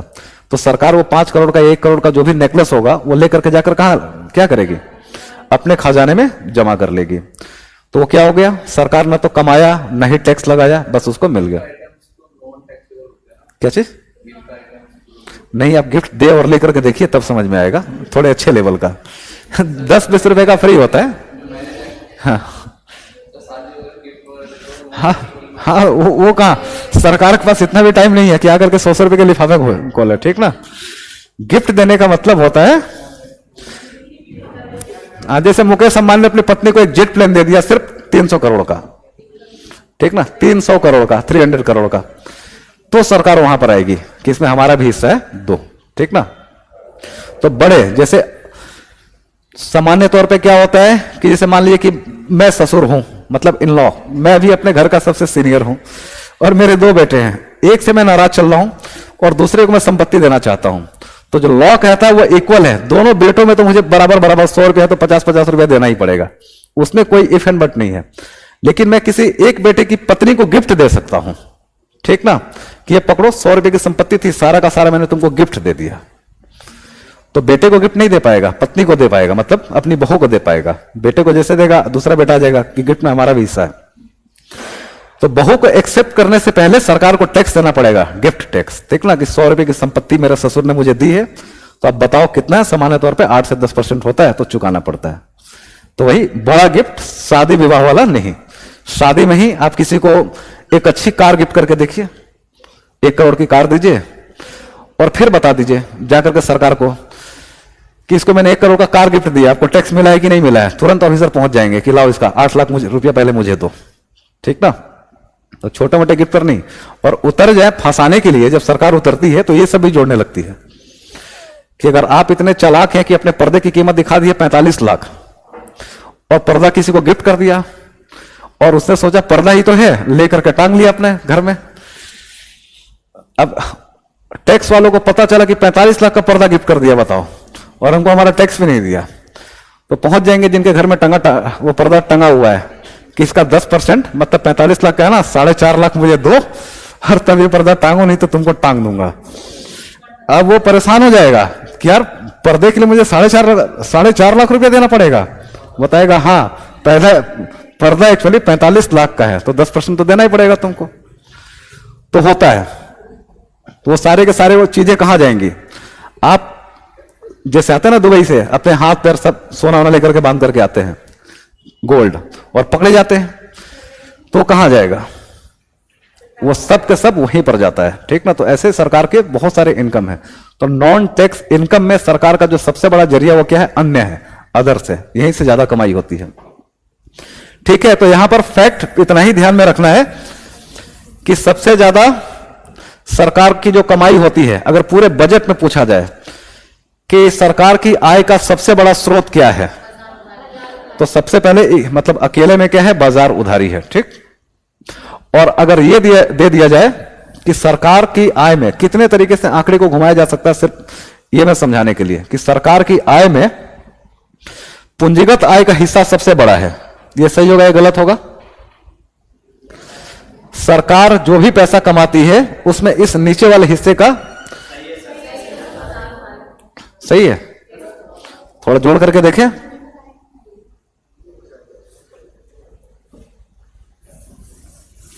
यह स्टेटमेंट गलत हो जाएगा।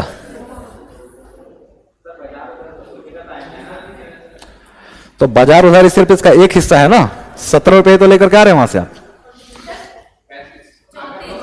34 रुपया लेकर के आ रहे हैं, अच्छा 34 लेकर के आ रहे हैं बाजार उधारी से। अब आपने जीएसटी से कितना कमाया, 17 रुपया, पीआईटी से कितना कमाया, 15, सीआईटी से 15, एक्साइज ड्यूटी से 7, कस्टम ड्यूटी से 4, जोड़िएगा कितना हुआ,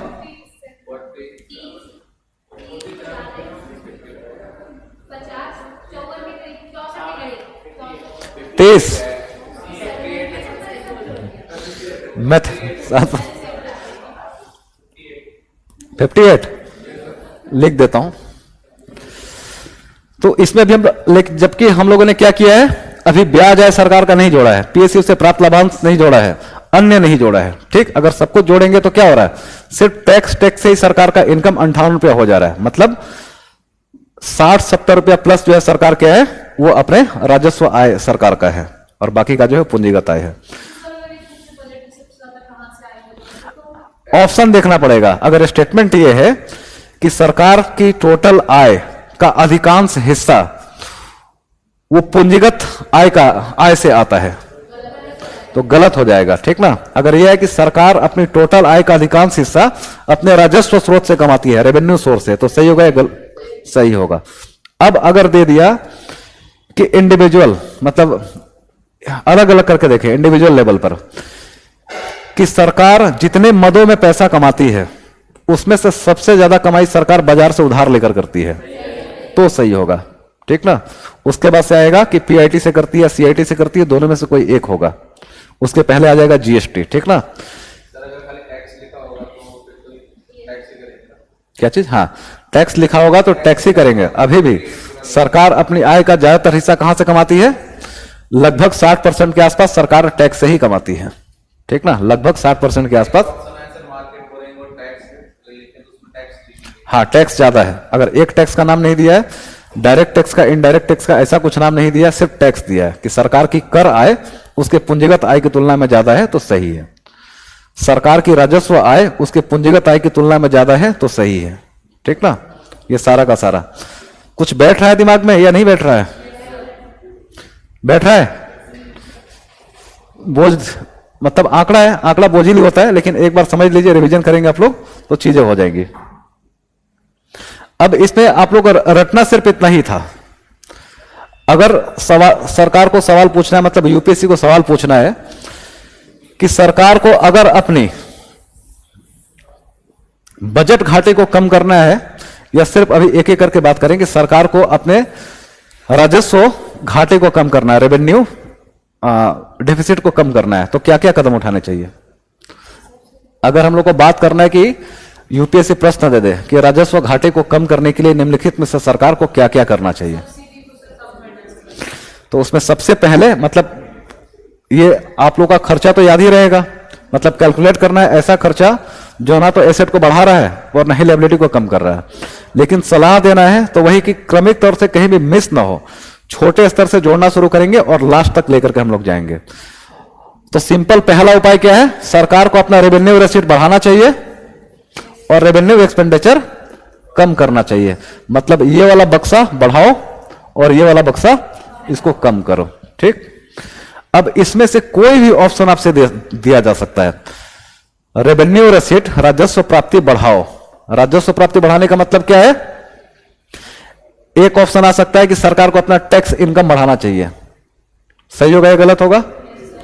सरकार को अपना नॉन टैक्स इनकम बढ़ाना चाहिए, सरकार को प्रत्यक्ष कर से कलेक्शन बढ़ाना चाहिए, सरकार को परोक्ष कर से कलेक्शन बढ़ाने की कोशिश करनी चाहिए, सरकार को पीएसयू से लाभांश, प्राप्त लाभांश को बढ़ाने की कोशिश करनी चाहिए। तो ये सब सही होता जाएगा। सरकार को इनकम टैक्स की दर बढ़ानी चाहिए, गलत हो जाएगा। सरकार, हाँ, वो क्या है, अगर कर की दर हम बढ़ाते हैं तो उससे हमारा इनकम बढ़े, ये जरूरी नहीं है। क्या शब्द होना चाहिए? हाँ, कि सरकार को अपना आयकर बढ़ाने का प्रयास करना चाहिए, ठीक ना। सरकार को अपना इनकम टैक्स बढ़ाने का कोशिश करना चाहिए। बताइए। हाँ, दोनों, मतलब उसी को कहते हैं विवेकीकरण, रेशनलाइजेशन। जरूरत है तो कर की दर को भी बढ़ाइए और कर आधार को तो बढ़ाना ही है, ठीक है।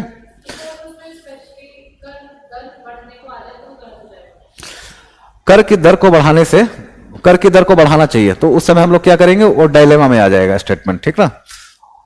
किस सेंस में पूछ रहा, उसके साथ अब वहीं पर होता है कि क्या, कि आ रहा है लेकिन अब सही ऑप्शन में कैसे चुनूं, तो उसमें उस समय ऑप्शन के हिसाब से जाना पड़ेगा, ठीक ना।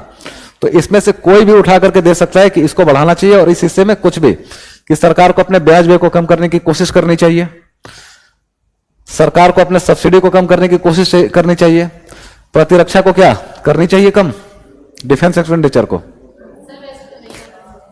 मतलब एक लाइन में थ्योरेटिकली पूछा गया है तो हर जगह कम करना चाहिए।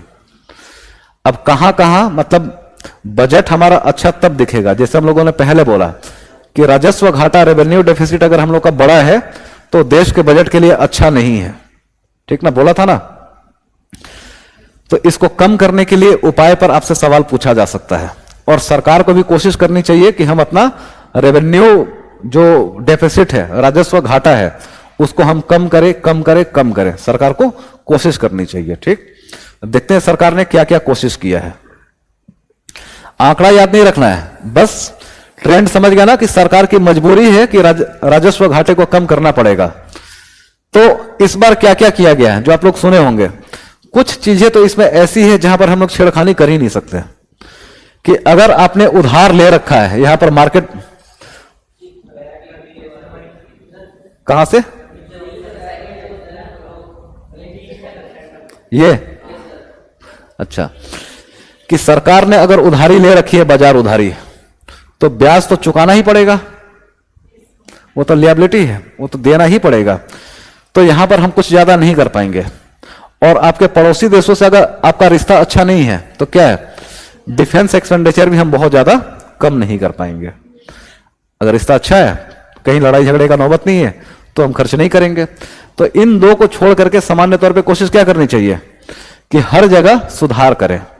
ठीक, अब जो सुनते होंगे अखबारों की खबर होती होगी कि सरकार ने किसानों को, जैसे विपक्ष कैसे चिल्लाएगा, एक बार विपक्ष के हिसाब से देखते हैं, फिर सरकार के हिसाब से देखेंगे कि सरकार ने यूरिया पर सब्सिडी कम कर दिया, सरकार ने इरिगेशन पर सब्सिडी कम कर दिया, सरकार ने किसानों को दी जाने वाली बिजली पर सब्सिडी कम कर दिया, है ना, जो उनको बीज मिलता था उस पर सब्सिडी कम कर दिया।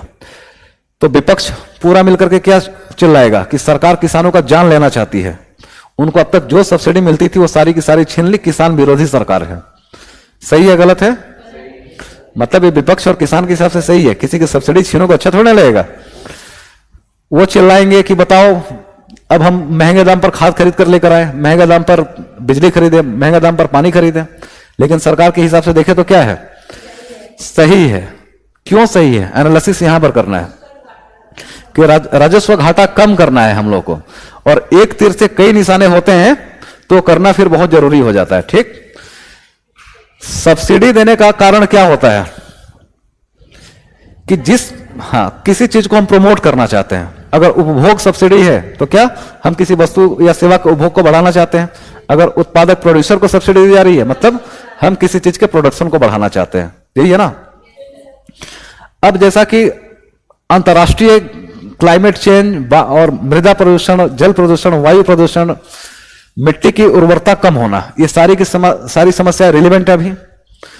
कार्बन उत्सर्जन हम लोग को कम करना है, कैसे करेंगे। मिट्टी की उर्वरता हमारी समाप्त होती जा रही है, तत्काल तौर पे किसान जो है अपनी आय बढ़ाने के लिए जरूरत से ज्यादा खाद का इस्तेमाल कर देते हैं, एनपीके का, ठीक ना। तो सरकार समझा रही है कि अब मत करो, इससे दो नुकसान है, आपका जो फसल का पैदावार बढ़ जा रहा है, लेकिन जो फसल तैयार हो रही है वो बीमार कर रही है लोगों को, देश के लिए नुकसानदायी है, और साथ में वो मिट्टी को भी बीमार कर रही है, उर्वरकता उसकी फर्टिलिटी समाप्त हो रही है। तो क्या करना चाहिए, सरकार को सब्सिडी कम कर देना चाहिए कि आपके खेत में जरूरत है 1 बोरे खाद का, लेकिन आपको आदत है 4 बोरी खाद डालना है, तो जाओ पैसा देकर के लेकर के आओ, सब्सिडी में नहीं दूंगा या कम दूंगा। तो इससे क्या होगा, इसको ऑस्टोरिटी मेजर्स बोलते हैं, कि मतलब जबरदस्ती बाध्यकारी उपाय है, एक प्रेरक उपाय की समझाया कि मत करो, लेकिन नहीं मान रहे तो हम सब्सिडी खींच ले रहे हैं, ठीक ना। तो ये क्या है, बाध्यकारी उपाय है। तो सही है गलत है, मृदा प्रदूषण कम होगा, जो फसल तैयार होगी उसके बीज में केमिकल कम होगा, तो हर तरीके से अच्छा है। इसी तरीके से जैसे सुनने होंगे आप लोग, जैसे बाबा रामदेव डिफेंड नहीं कर पाते हैं खुद को, ठीक ना, सिर्फ रट लिया है कि नहीं। अच्छा, कुछ पत्रकारों ने भी रट लिया है कि तुमने बोला था कि 35 रुपए लीटर तेल मिलेगा, यहां 100 रुपया मिल रहा है, अब क्यों नहीं सवाल पूछ रहे।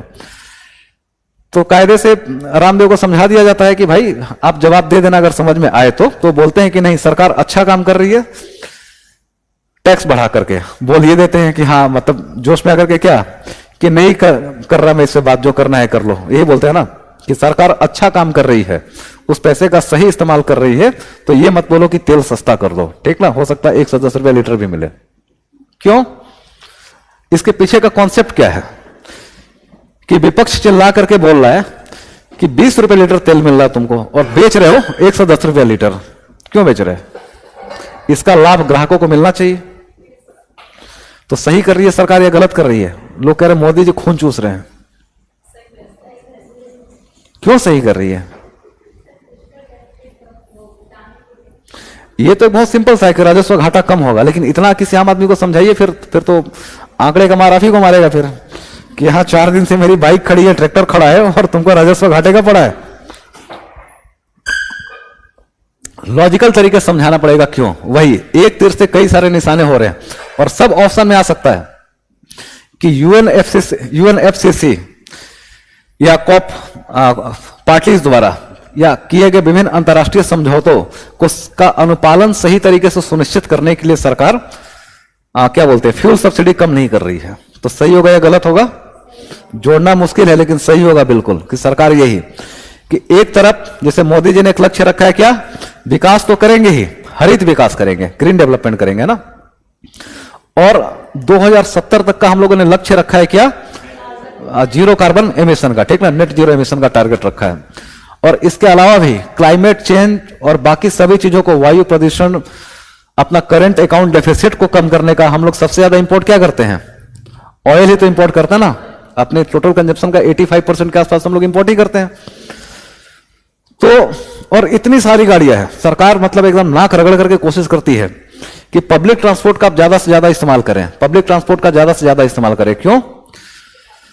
उससे फ्यूल का एक डिमांड कम होगा, फ्यूल का डिमांड कम होगा तो हम लोग आयात कम करेंगे, आयात कम होगा तो हमारा करंट अकाउंट डेफिसिट कम होगा।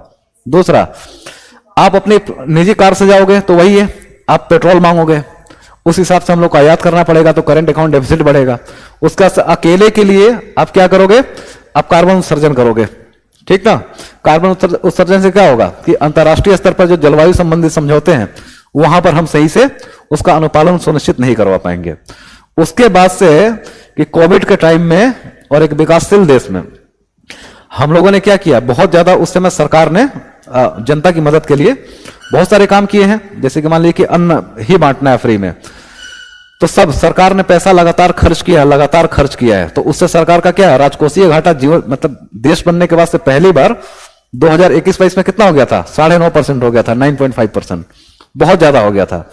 मतलब सरकार की अपनी टोटल आमदनी का 10% पूरा का पूरा कहां से आया था, मतलब राजकोषीय घाटा। इस साल सिर्फ सरकार को एक साल में 100 रुपया सरकार कमाई थी तो 10 रुपया उसको उधार लेना पड़ा था। तो उनको लौटाएगी कैसे? इन सबके लिए क्या है कि फ्यूल सब्सिडी कम की जानी चाहिए, तो कम की जानी चाहिए, नहीं की जानी चाहिए वहां नहीं। आपको क्या शब्द इस्तेमाल करना, विवेकीकरण, रेशनलाइजेशन किया जाना चाहिए कि आप फ्यूल का दाम इतना भी ना बढ़ा दो कि ट्रक जो चलाने वाले हैं, बस चलाने वाले हैं, वो अपना ट्रांसपोर्ट का काम रोक दें, ठीक ना। तो सरकार बेवकूफ तो नहीं है, अपने हिसाब से कर रही होगी और अभी तक इसका अर्थव्यवस्था पर नकारात्मक प्रभाव नहीं पड़ा है। इसका मतलब सरकार का फैसला सही है। हम फ्यूल पे सब्सिडी नहीं कर पाएंगे, कम करेंगे जब तक कि उसका सकारात्मक लाभ हमको मिल रहा है। अब क्या है, सरकार का राजकोष भर रहा है, सब्सिडी कम दे रही है सरकार और क्या है, रेट ज्यादा वसूल रही है, तो दोनों तरफ से सरकार को इनकम हो रही है। वो सरकार के राजकोष में कहां जा रही है, राजस्व इनकम में जा रही है। एक तरफ अपना राजस्व मतलब टैक्स इनकम सरकार बढ़ा रही है और दूसरी तरफ क्या कर रही है, अपना सब्सिडी भी सब घटा रही है। तो ये अच्छा है या बुरा है? अच्छा है। तो ये सब बताना है। सैलरी और पेंशन, वैसे ही अग्निवीर का जैसे आता है, विपक्ष का नजरिया क्या होता है कि बहुत ही खराब स्कीम है कि सेना को भाड़े पर दे दिया 4 साल के लिए, कोई क्यों सेना में जाना चाहेगा। तो अच्छा है बुरा है अग्निवीर जो स्कीम है?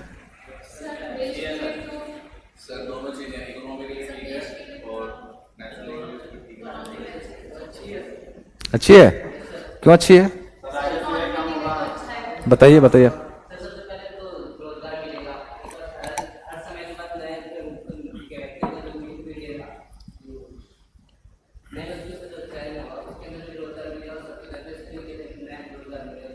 तो ये कौन सा रोजगार है 4 साल के लिए, फिर 4 साल बाद बेचारा क्या करेगा, तो क्या करेगा? इतने लोग तो बेचारे सेना और पैरामिलिट्री से रिटायर होकर के आते हैं, कहां नौकरी मिलती है उनको?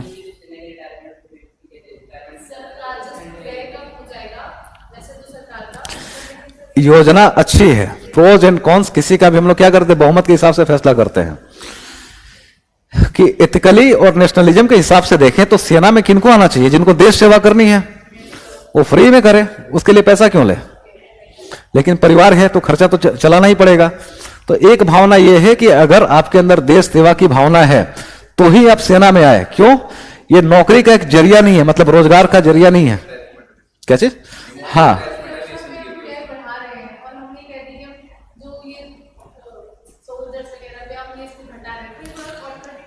नहीं, कॉन्ट्राडिक्टरी नहीं है ना, क्योंकि हम लोग कुछ खरीद रहे हैं नया नया, ठीक ना, कैपिटल फॉर्मेशन की कोशिश कर रहे हैं। बात कर लेता हूं वहां पर वही, कि वहां पर कंफ्यूज नहीं होना है कि पहला जो मकसद है क्या, कि मुझे वाकई में सैनिक चाहिए जो देश की से मतलब देश के लिए काम कर पाए। एक दिन का मौका मिले एक दिन, 4 दिन का मौका मिले 4 दिन, जो पैसा मिले उसी में।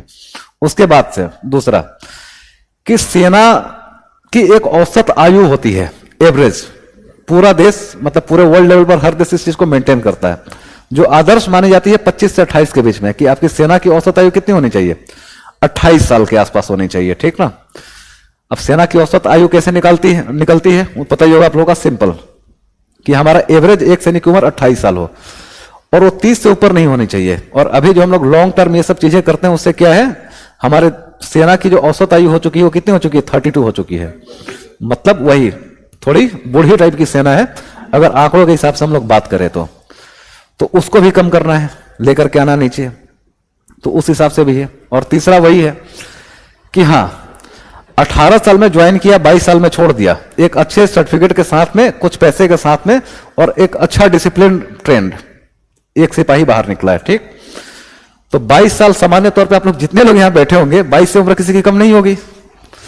और हर किसी के बारे में नहीं बोल रहा, ये कमेंट नहीं है, बहुत से लोगों की पंचवर्षीय योजना चलेगी, ठीक ना, अगर ढंग से पढ़ाई नहीं हुई तो 28-30 साल तक तैयारी चलती रह जाती है घर से पैसा लेकर के, है ना। तो उस समय आप कोशिश करें, आप जाकर के कि मुझे नौकरी चाहिए, क्या होगा, पोटेंशियल कम होगा, एनर्जी कम होगी, मोटिवेशन कम होगा। ग्रामीण क्षेत्र से सामान्य तौर पे लोग सेना में जाते हैं, शादी वादी जल्दी हो जाती है। तो एक्चुअली एक सोशल रिफॉर्म का भी स्कीम है कि 18 साल में नौकरी हो गई है, 19 साल में, और 22 साल में रिटायर हो जाना है। तो सामान्य तौर पे क्या होता है कि अब ग्रामीण क्षेत्र में भी शादी की औसत उम्र कितनी हो गई है, नहीं 22, हाँ 21-22 हो ही गई है, ठीक। तो अगर शादी होनी भी है तो ठीक ठाक हो कि लड़का रिटायर होकर गया है फौज से, 15 लाख रुपए इसके पास है, एक डिग्री भी है, और यहां से अभी इसके पास इतनी एनर्जी है कि आराम से एक नए करियर की ओर ये देख सकता है, सिविल सर्विसेज में आना हो इधर या कहीं और जाना हो, तो उस हिसाब से भी ये सही है। अगर 40 साल में एक कोई सिपाही रिटायर होता है तो उसके पास क्या ऑप्शन होता है, वो फोर्स्ड होता है इस बात के लिए कि मैं रोजगार पाऊं, चाहे मुझे गार्ड ही क्यों ना बनना पड़े कहीं, ठीक ना। जो 40 साल की उम्र में उसकी फैमिली हो जाती है, सेना से सीमित मात्रा में पेंशन आ रहा है, एक्स्ट्रा कोई कमाई का जरिया नहीं है, तो परिवार के दबाव में बहुत सारे स्किल्ड उसके अंदर होते हुए भी मजबूरी में उसको गरिमापूर्ण जीवन से कंप्रोमाइज करना पड़ता है। तो इन सबको मिलाकर के देखेंगे तो अच्छा है, ठीक। और सबसे बड़ा क्या, सरकार का बजट उससे सुधरेगा। अब ये कौन सा तरीका है कि अगर हमारे यहां औसत जीवन प्रत्याशा बढ़ जाए तो फिर जैसे जापान है, जापान सरकार ने पेंशन बंद कर दिया कि मैं नहीं दूंगा, कि 40 साल में नौकरी ज्वाइन की है, 60 साल में रिटायर हो गए और मर रहे 120 साल में, 20 साल नौकरी की और 60 साल पेंशन खा रहे हैं। हमारे यहां भी बहुत से ऐसे वीर हैं कि 108 साल 110 साल उम्र हो गई है और अभी पेंशन ले रहे हैं। तो 60 साल में रिटायर हो गए, 20 साल नौकरी की, पिछले 50 साल से पेंशन ले रहे हैं। वो सही है गलत है? जिसको पेंशन मिल रहा है उसके हिसाब से तो भाई हटाना मत मेरा, और जो दे रहा है वो परेशान है कि यार मर भी नहीं रहा, है ना। तो सरकार इस झमेले से बचना चाहती है, और इससे क्या होता है कि एक पेंशन का एश्योरेंस जब हर किसी के पास होता है तो बचत की प्रवृत्ति, एवरेज प्रोपेंसिटी जो सेव होती है, बचत की औसत प्रवृत्ति, वो कम हो जाती है। अब क्या सरकार ने पेंशन बंद नहीं किया, आपका जो ईपीएफओ में पैसा जाता था प्रोविडेंट फंड में, सरकार ने बोला कि अब ले लो, जहां मन करता है वहां जमा करो। तो सरकार फोर्स कर रही है क्या कि आप अपना पैसा डिसिप्लिन तरीके से खर्च करो और उसको बचत में कन्वर्ट करो। क्यों? जब तक पूरा देश मिलकर के बचत नहीं बढ़ाएगा तब तक हम लोग निवेश कहां से करेंगे? जब तक बचत और निवेश नहीं होगा तब तक कैपिटल फॉर्मेशन, पूंजी निर्माण कहां से होगा? तो ये सब तरीके हैं। तो पेंशन सरकार को कम करना चाहिए। तो इस नजरिए से देखते हैं दैनिक प्रशासनिक व्यय, हाँ, कि अब एक क्लास 1 ऑफिसर को दिल्ली से मान लीजिए कि चेन्नई जाना है, तो वो एयर इंडिया के क्लास 1 पैसेंजर बन के जाएगा, सबसे टॉप क्लास का टिकट लेगा 80,000 रुपए का। तो सही है गलत है? पहले होता था कि आप क्लर्क भी हैं, चपरासी भी हैं, तो क्या होता था, चपरासी नहीं मतलब सेक्रेटारिएट में जाएंगे तो हर ऑफिसर के पास गाड़ी होती थी। अब नितिन गडकरी जी ने क्या किया अपने डिपार्टमेंट में, क्या बोलते हैं, रोड एवं परिवहन मंत्रालय में, कि सबको गाड़ी नहीं दूंगा, गाड़ी तुम लोग के निजी इस्तेमाल के लिए थोड़ी ना है, कि एक गाड़ी है, एक जाएगी ऑफिसर को लेकर के आएगी, या एक कॉलोनी में सारे रहते हो ना, ऑफिसर कॉलोनी तो एक ही होती है, तो एक गाड़ी कम से कम 3 अफसरों को लेकर के आएगी, तीनों को एक साथ जाकर के छोड़ देगी, और वो भी कैसे चलेगी, वो इलेक्ट्रिक व्हीकल है। तो सही है गलत है? अफसरों के हिसाब से गलत है कि यार क्या चिंदी चोर सरकार है। इलेक्ट्रिक व्हीकल है, पहले आराम से अकेले एक ड्राइवर होता था मेरा, और मैं धूमधाम से जाता था, फिर गाड़ी अपने घर पे भेज देता था, पूरी फैमिली हमारी घूमती थी, और साथ में उसका पेट्रोल डीजल का जो भी खर्चा होता था कौन देता था? सरकार देती थी। अब सरकार बहुत बदमाशी कर रही है कि 3 लोगों को मिलाकर के एक गाड़ी दिया, वो भी बोल रहा कि ऑफिस के बाहर खड़ा रहेगा दिन भर। सरकार का नजरिया है कि अफसर हो तो ऑफिस ही पहुंचना है ना, तो हम इज्जत से बुला रहे हैं एसी चला करके। तो जहां 3 गाड़ी थी वहां एक गाड़ी कर दिया, जहां 3 ड्राइवर रखने पड़ते थे वहां पर एक ड्राइवर कर दिया, जहां पर पूरी की फैमिली मिल करके, अफसर तो चला गया ऑफिस, 1 किलोमीटर उसकी ऑफिस होती है, और पूरी उसकी फैमिली मिलकर के 100 किलोमीटर रोज गाड़ी चला रही है, तो पेट्रोल डीजल का खर्चा बचा या नहीं बचा? तो सरकार का दैनिक प्रशासनिक व्यय कम हुआ। तो सरकार अगर ऐसा कर रही है तो सही है गलत है? सही है। अनुदान है, यहां पर सरकार बहुत ज्यादा कुछ नहीं कर पाएगी। राज्यों का वित्त आयोग के सिफारिश के हिसाब से जो भी चीजें देनी है वो देनी ही पड़ेंगे। फिर भी क्या कोशिश करनी चाहिए? राज्यों को इस बात के लिए प्रमोट किया जाए। सेल्फ डिपेंडेंट कहां से हो जाएंगे बेचारे? अब बिहार को बोले सेल्फ डिपेंडेंट होकर के दिखाओ तो क्या करेगा?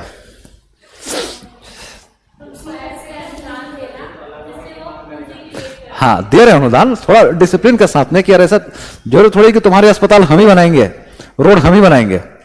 पैसा 10 रुपया ले रहे हो तो 2-3 रुपया उसका बचा करके कैपिटल फॉर्मेशन, अपने यहाँ पूंजी निर्माण तुम लोग भी करो, इस बात के लिए प्रमोट करना, ठीक ना? तो ये बजट में सारा का सारा प्रोविजन है कि अनुदान जो दिया जा रहा है उसके एक हिस्से को, जो प्रभावी राजस्व घाटा है, रेवेन्यू इफेक्टिव रेवेन्यू डेफिसिट, नाम सुना आप लोगों ने? तो सरकार चाहती है कि राज्य पूंजी निर्माण करे ज्यादा से ज्यादा, उसके लिए बजट में प्रोविजन भी किया है। कहां क्या क्या क्या किया हम लोग देखेंगे। तो जो जो हम लोगों ने बात किया कि सैद्धांतिक तौर पे वो सारी चीजें सही होनी चाहिए, कि सरकार को अपना ब्याज व्यय कम करने की कोशिश करनी चाहिए, लेकिन कर नहीं पाएगी। क्यों? वो तो लिएबिलिटी है, जिससे उधार लिया उसको देना ही पड़ेगा। सब्सिडी कम करने की कोशिश करनी चाहिए। डिफेंस एक्सपेंडिचर क्या है? अब यहां पर भी क्या है कि हम लोग कम नहीं कर पाएंगे, तो सेना को किस बात के लिए प्रमोट करना है? कि सेना के खर्चे को भी 2 हिस्से में बांटेंगे ना। अब अपाचे हेलीकॉप्टर आया या सेना ने रोड बनाया तो लंबे समय तक चलने वाली चीज है, वो तो कैपिटल गुड्स हो गया। और सेना का जो दैनिक प्रशासनिक व्यय है, जो राजस्व टाइप का नेचर का है, तो सेना में भी हम लोग क्या करेंगे कि सेना को 100 रुपया देंगे, ये बोल करके कि भाई कोशिश करना कि अपना प्रशासनिक व्यय जो अन्न उत्पादक होता है उसको कम करने की कोशिश करो, और कैपिटल फॉर्मेशन तुम लोग भी ज्यादा करो, रोड बनाओ, जहाज खरीदो, जो करना है करो, ठीक ना? तो सरकार वहां पर भी वही कोशिश कर रही है कि जो आपने पूछा था कि कॉन्ट्राडिक्शन है, कि सेना पर खर्चा तो सरकार बढ़ा रही है लेकिन सैनिकों को पैसा देने से बचना चाह रही है। तो सैनिकों को पैसा देने से बचना चाह रही है कहना सही नहीं है। सरकार सेना के राजस्व व्यय टाइप का जो भी हिस्सा है उसको कम करना चाह रही है, जो अनुत्पादक है। तो सरकार पैसा दे रही है और कह रही है क्या? इसको निवेश करो, मतलब ऐसे जगह पर खर्चा करो जहां से लंबे समय के लिए चीजें निकल करके हम लोग के पास आए। पेंशन और इन सब चीजों पर कोशिश करो कि पैसा कम से कम खर्चा हो, ठीक है? सैलरी पेंशन पे भी वही करना चाहिए, हटा देना चाहिए, मतलब जो भी है। दैनिक प्रशासनिक व्यय कम करने की कोशिश करनी चाहिए। अनुदान को क्या करना चाहिए? रेशनलाइज करने की कोशिश करनी चाहिए। तो सरकार ये सारे के सारे काम कर रही है। अभी हम लोग देखेंगे करंट के हिस्से में जब आएंगे तो। फिर सरकार को क्या करना चाहिए? आय बढ़ाना चाहिए, इनकम टैक्स बढ़ाना चाहिए। अब टैक्स बढ़ाने का 2 तरीका है। टैक्स क्या होता है? Number of tax payers into rate of tax. मतलब मान लेते हैं कि टोटल 100 लोग कर देने वाले हैं और कर की दर है कितना? 10%। तो सरकार को कितना इनकम होगा? 1000। 100 लोग हैं और 10% के हिसाब से 10 रुपया दिया है तो 1000 रुपया होगा।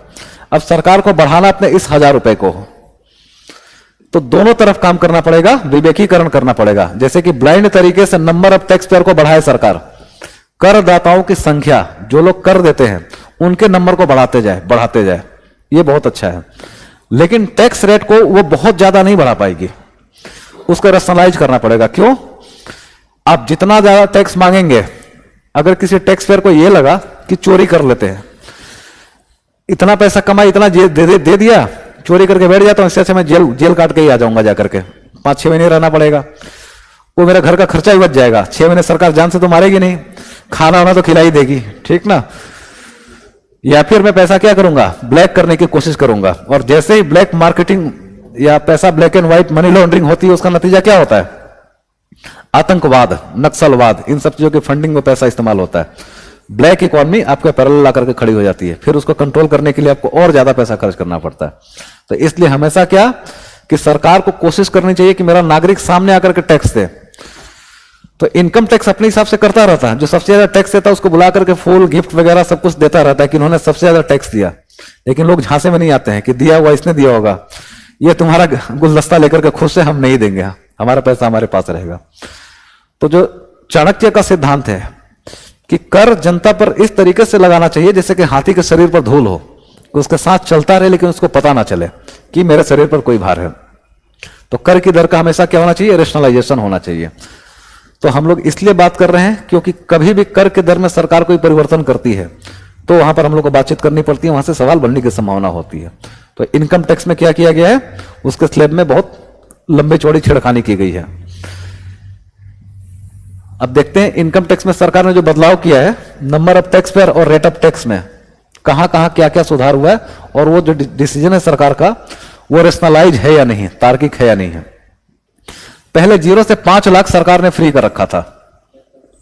0 से 5 पहले क्या था, 0% टैक्स था। अब सरकार ने 0 से 3 लाख तक क्या रखा है, नील रखा है कि मैं टैक्स नहीं लूंगा। तो पहले 5 लाख जो कमाता था वही टैक्स के दायरे में आता था। अब सरकार ने क्या किया, जो 3 लाख कमा रहा है उसको भी लपेटे में ले लिया है। तो सरकार का करदाताओं की संख्या बढ़ने की संभावना है, कम होने की संभावना है, तो ये किया है। 3 से 5 लाख जो कमाते हैं उनसे सरकार लेगी कितना, 3 से 6 लाख सरकार लेगी 5%।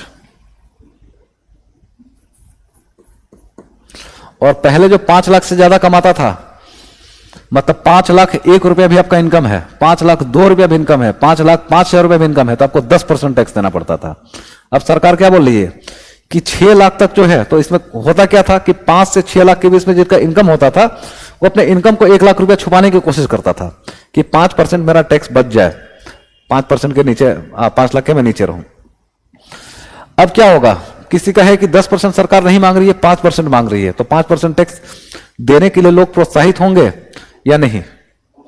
कुछ लोग होंगे कि सरकार जब इतना झुक रही है तो हम भी थोड़ा आगे बढ़ते हैं, नहीं तो फिर लपेटे में आएंगे तो 5% के लिए मार पड़ेगी।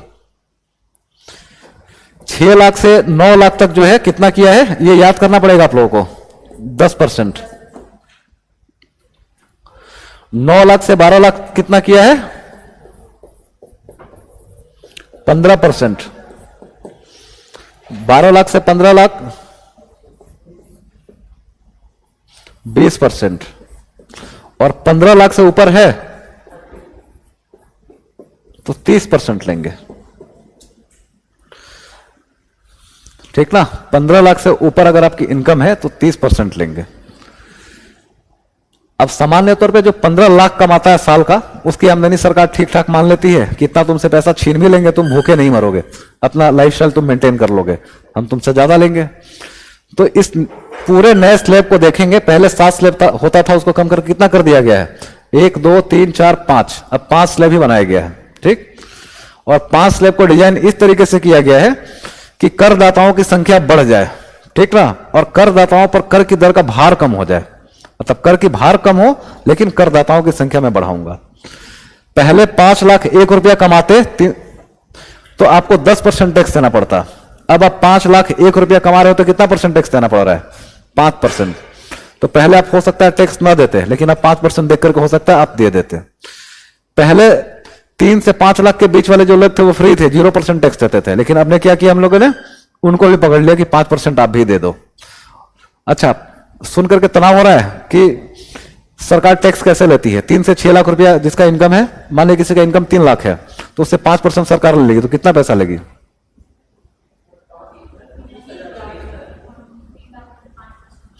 अगर मेरी आमदनी 3 लाख 20,000 है, तो मुझे कितना टैक्स देना होगा अमाउंट के हिसाब से? इसमें से हटा दिया जाता है 3 लाख, ठीक ना? 3 लाख हटा दिया जाएगा, ठीक? क्यों? 0 से 3 लाख मेरा नील है, तो सबको मिलता हुआ फायदा। बचा 20,000, तो 20,000 का 5% मैं दूंगा, मतलब कितना? 1,000 रुपया। 1,000 रुपया। तो इतना लोग टैक्स देंगे या नहीं देंगे? दे देना चाहिए। सरकार का उम्मीद है कि लोगों पर कर का भार मैंने कम कर दिया और करदाताओं की संख्या मैंने बढ़ाई है। तो सरकार ने पर्सनल इनकम टैक्स में जो सुधार किया है वो सही है गलत है? अब इसमें कुछ लोग चिल्लाएंगे कि मोदी जी इतने बड़े लालची है कि जो 3,10,000 रुपये बेचारा कमा रहा है उससे भी टैक्स लेने के लिए आ गए। पहले तो 5 लाख वालों के ऊपर ही लेते थे। शोभा देता है क्या कि ये तो बड़ा गलत बात है कि किसी की आमदनी 25,000 रुपये महीने है तो कितना हो जाएगा? वो 3 लाख पहुंच जाएगा। 30,000 रुपया महीना है तो 36,000 रुपया उसका ज्यादा हो जाएगा। 3,36,000। 36,000 रुपये मोदी जी बोल रहे हैं कि यार 5% टैक्स मेरे को दे दो, 900 रुपया जो भी बनता है। तो अच्छा कदम है या बुरा कदम है? कर का दायरा, कर आधार बढ़ा है, नंबर ऑफ टैक्स बढ़ा है।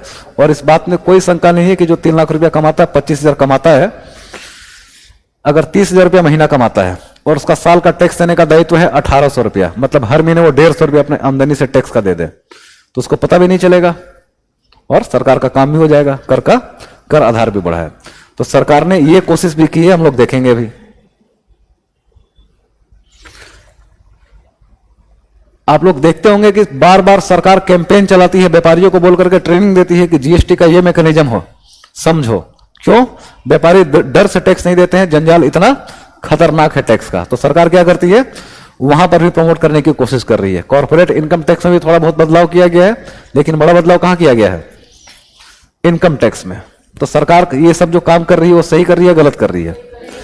अब हम लोग यहां पर बोल रहे हैं कि अन्य से कमाई ज्यादा है और पीएसयू से प्राप्त लाभांश कम है।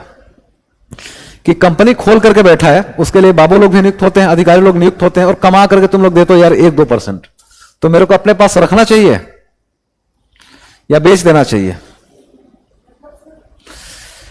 पीएसयू क्या है? सरकार की कंपनी है। सरकार उस पर अपना एडमिनिस्ट्रेशन, मैनेजमेंट, करप्शन, अनट्रांसपेरेंसी और खर्चा, रेट टेपिज्म, पूरा का पूरा प्रोटोकॉल, वहां पर जो भी अधिकारी होते हैं कौन से होते हैं? सरकारी होते हैं। तो सरकार अपना सब कुछ खर्चा करती है। एक प्राइवेट कंपनी का मैनेजर, उसकी सैलरी होगी 20,000 और वो कंपनी के लिए धंधा करके देगा 1 साल में 5 लाख रुपए का। और एक सरकारी चपरासी की सैलरी होती है 50,000, वो कितने करोड़ का धंधा करके देता है? अपना कर लेता है 50,000 प्लस, चाय पानी से पैसा बचा करके, चोरी चकारी करके और लोगों से रिश्वत लेकर के। सरकार के लिए कोई उसका यूज नहीं। तो पीएसयू में सेम चीज होता है कि रतन टाटा की चेयरमैन है पीएसयू, मान लीजिए कोई कंपनी है, उनकी सैलरी 1 करोड़ है सालाना, और वो हर साल 100 करोड़, 1,000 करोड़ कमा करके रतन टाटा को दे रहे हैं। हमारे यहां सैलरी सरकार दे रही है 5 लाख, 1 करोड़ अपने अधिकारियों को उस लेवल के, और कमा करके क्या दे रहे हैं? घाटे में लेकर के जा रहे हैं। कि कंपनी को 100 रुपये कमा करके दे नहीं रहे हैं। सरकार के अगर 10 पीएसयू है तो उसमें से 8 घाटे में जाते हैं, 2 फायदे में चलती है। जैसे एयर इंडिया क्या है? क्यों किया? कि सरकार सोच सोच के परेशान कि तुम लोगों को मैं सब्सिडाइज रेट पे फ्यूल दे रहा हूं, सब्सिडी लगा करके सस्ते में तुम लोगों को फ्यूल मिलता है, एविएशन फ्यूल, तुम लोगों से टैक्स में कम लेता हूं। सैलरी दुनिया में किसी भी एयरलाइन से, हमारे देश में जितनी एयरलाइन से, उनसे मैं सबसे ज्यादा देता हूं, ठीक ना? सब फैसिलिटी तुम लोग को देता हूं। फिर तुम लोग किस हिसाब से एयर इंडिया चलाते हो कि दिल्ली से पटना जाने का विस्तारा एयरलाइंस का टिकट का दाम है 3,000 और तुम लोग का दाम है 30,000। तो कौन जाएगा तुम्हारे एयरलाइन से? कि विस्तारा वाले अपने कर्मचारियों को 10,000 सैलरी दे रहा है, कोई ज्यादा फैसिलिटी नहीं दे रहा है, और वो अपना इतना अच्छा मैनेजमेंट कर रहे हैं कि 3,000 में आपको दिल्ली से पटना पहुंचा दे रहे हैं। मैं उन लोगों से 10 गुना ज्यादा तुम लोगों को सुविधाएं दे रहा हूं, हर चीज, और उसके बाद से तुम लोगों ने टिकट का दाम 10 गुना ज्यादा रखा हुआ है। क्यों रखा हुआ है? मतलब मैनेजमेंट नहीं है ना तुम लोगों का। कितना भी पैसा दे रहा हूं, खा पी के तुम लोग बराबर कर दे रहे हैं। रिपेयरिंग का काम होता है 1,000 का, बिल आता है 1 करोड़ का, सरकार 1 करोड़ देती है, ठीक? तो ये होता है। उसमें से क्या होता है कि एयर इंडिया के आधे, मतलब एयर इंडिया के साथ समस्या क्या थी? मतलब एयर इंडिया को सरकार जितना सपोर्ट कर सकती थी कि उतने ग्राहक बंधे हुए किसी एयरलाइंस के पास नहीं थे, कि सरकार ने क्लास 1 ऑफिसर के लिए प्रोटोकॉल बना रखा था कि अगर डिपार्टमेंट टिकट काटा कर देगा, किसको देगा? एयर इंडिया के थ्रू ही आपको भेजेगा। तो इतनी सारी चीजें मिलने के बाद भी एयर इंडिया अगर घाटे में जा रही है तो क्या करना चाहिए? उसको पालना चाहिए, उसका विनिवेश कर देना चाहिए। वैसे ही अगर और कोई पीएसयू है अगर घाटे में जा रही है तो क्या होना चाहिए? उसका विनिवेश कर देना चाहिए। तो सरकार क्या कर रही है? अपने विनिवेश को बढ़ावा देने की कोशिश कर रही है। अगर परिस्थितियां कोविड जैसी है कि स्टिमुलेट करना ही पड़ेगा, तो सरकार अपना उधारी कम कर पाएगी या नहीं कर पाएगी? मजबूरी में उधारी लेना ही पड़ेगा। लेकिन क्या करना होगा? ऐसा करना चाहिए कि 100 रुपए का जरूरत है तो 100 रुपया ही ले, और कोशिश करनी चाहिए कि धीरे धीरे वो भी 99, 98, 97 ऐसे हो, 110, 120 रुपया ना हो जाए। और ऋण पुनर्वापसी, ऋण पुनर्वापसी सरकार को करवाना चाहिए, नहीं करवाना चाहिए? नहीं करवाना चाहिए।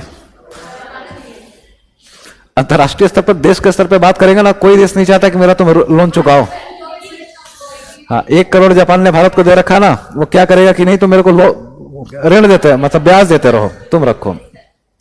तो ये सारी की सारी चीजें सरकार को अगर लंबे समय में रोजगार क्रिएट करना है, सब कुछ करना है, तो निवेश बढ़ाना चाहिए या नहीं बढ़ाना चाहिए? सरकार को ऋण वितरण बढ़ाना चाहिए या नहीं बढ़ाना चाहिए?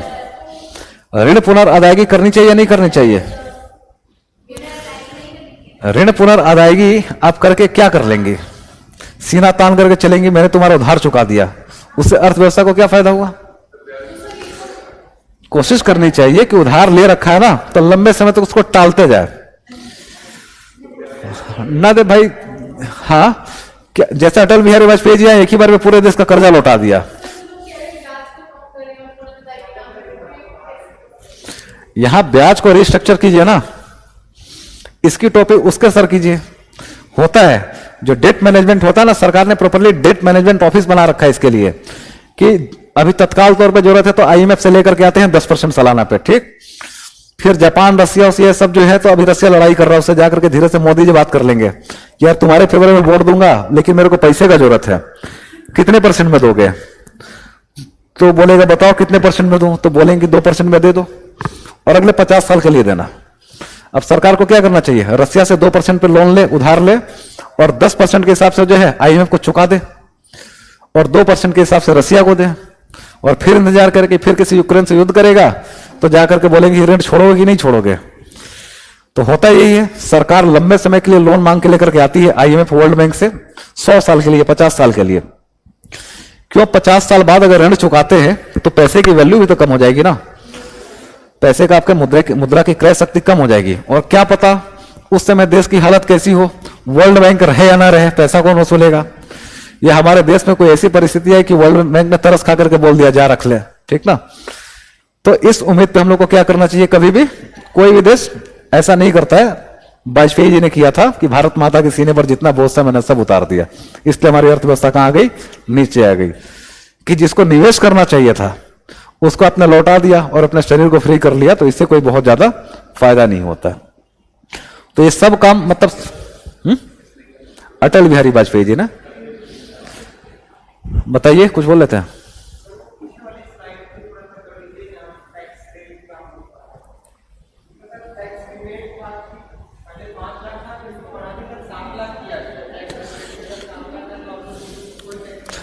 हाँ, वो अलग है। हम लोग अभी कहां जा रहे हैं? सिर्फ बजट के हिसाब से जा रहे हैं, ठीक ना। देखिए अब क्या है, ये बहुत पेच है, राजनीतिक पेच है, यहाँ पे राजनीतिक पेच है। जब जिस परिस्थिति में फरवरी में बजट पेश कर रही थी हमारी वित्त मंत्री, बहुत दबाव में थी, विपक्ष के भीषण दबाव में, राहुल गांधी पूरा देश घूमे पड़े थे और पूरे देश में चिल्ला चिल्ला के बोल रहे थे कि देखना निर्मला ताई जब बजट पेश करेंगी तो टैक्स में क्या बदलाव करती हैं, वो बहुत ज्यादा टैक्स का बोझ आप लोगों के ऊपर डाल देंगी, सरकार बहुत चोर है, ये सब भाषणबाजी कर रहे थे। तो सरकार ने दांव चल दिया कि आकर के कैमरे के सामने बोल दिया कि 7 लाख तक जो भी कमाता है उससे मैं 1 रुपया भी नहीं लूंगी। तो 7 लाख तक कमाने वाले राहुल गांधी को गाली देने लगे कि देखो उल्लू बना रहा था हम लोग को, सरकार तो हम लोग को टैक्स में रिबेट दे रही है, ठीक। तो उस समय सरकार ने पॉलिटिकल स्टंट चला और धीरे से बाद में जब एनुअल फाइनेंस बिल पास करवाया उसमें क्या कर दिया, इनकम टैक्स वालों को बोला कि टैक्स को मॉडिफाई करो, जो स्लैब था बोल दिया मैंने 7 लाख तक फ्री है, लेकिन 3 लाख वालों को भी नहीं छोड़ना है, तो पीछे से एक रिवाइज आ गया। हाँ हाँ, तो वहां था। अभी जो प्रेजेंट रेट है वो ये है, ये है, ठीक ना, ध्यान रहेगा। वही हाथी के दांत खाने को और दिखाने को कुछ और है। दिखाने के लिए दिखा दिया कि 7 लाख फ्री है, लेकिन क्या है, ये वाला इस स्लैब पे जाना है कि कर के 5 दरें हैं, 1 2 3 4 5, ठीक ना, और यही है 3 से 6 लाख तक 5 रुपया 5%, 6 से 9 लाख 10%, 9 से 12 15%, 12 से 15 20%, 15 लाख से ऊपर 30%। क्या ना, वो उसको स्लैब से बाहर रखते हैं, जहां से पहला टैक्स लगता है वहां से स्लैब की शुरुआत होती है। तो इतने हैं, कंफ्यूज नहीं होना, 7 लाख वाला, ठीक ना। तो आप लोग को देख करके क्या लग रहा है कि सरकार अच्छा काम कर रही है, बुरा काम कर रही है? कि बजट में सुधार लाने के लिए जो जो चीजें हैं, जितने हथकंडे, सरकार सब कुछ अपनाने की कोशिश कर रही है, ठीक। अभी तक आप लोगों ने देखिए, हंसी मजाक आप लोग मत कीजिए क्लास में, ठीक। हाँ, स्मृति खड़े हो जाइए। फिस्कल डेफिसिट का कॉन्सेप्ट कब लाया गया था और कौन लेकर आया था? अच्छा, अगर पूछ लिया तो अच्छा, राजकोषीय घाटा ज्यादा होना अच्छा है या बुरा है? अभी हम लोग का राजकोषीय घाटा कितना है?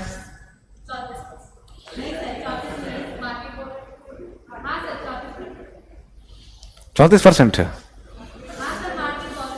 अगर इतना हो गया तो मोदी जी आकर के ना बंगाल खाड़ी में कूद जाएंगे, ममता बनर्जी के माथे पर चढ़ के कूदेंगे कि अच्छे से मैं नीचे गोता लगाओ, ठीक ना। तो अगर जानकारी इतनी सीमित है तो ध्यान से सुनिए, क्योंकि बोलते हुए कई बार वो चीजें मैं इस्तेमाल करूंगा, नहीं सुनेंगे आप लोग, निकल जाएगा कि सरकार का कितना है नीरज?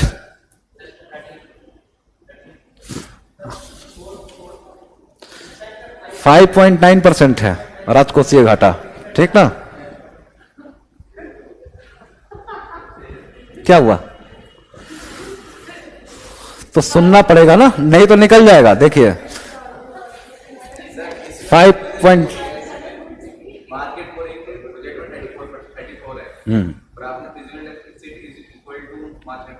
हम लोग अभी तक जो बात कर रहे हैं ना कि सरकार 17 रुपया लेकर के आई है, सरकार ने जो भी कमाया है उसका 17% हिस्सा वो कहां से लेकर के आई है? नहीं, 34%। उधार कितना लाई है? 34% सरकार की कमाई का। और जब भी अगर आपसे पूछा जाता है फिस्कल डेफिसिट तो जीडीपी के रेशियो में पूछा जाता है, ठीक ना। अभी हम लोग देखेंगे 45 लाख करोड़ के आसपास सरकार का इनकम है, उसका 4.5%, 4.5 नहीं 5.9% जो है अभी हम लोग का राजकोषीय घाटा है। तो राजकोषीय घाटा हमेशा जीडीपी के सापेक्ष होता है। हाँ, तो अगर ध्यान से सुनेंगे तो ठीक। बताइए।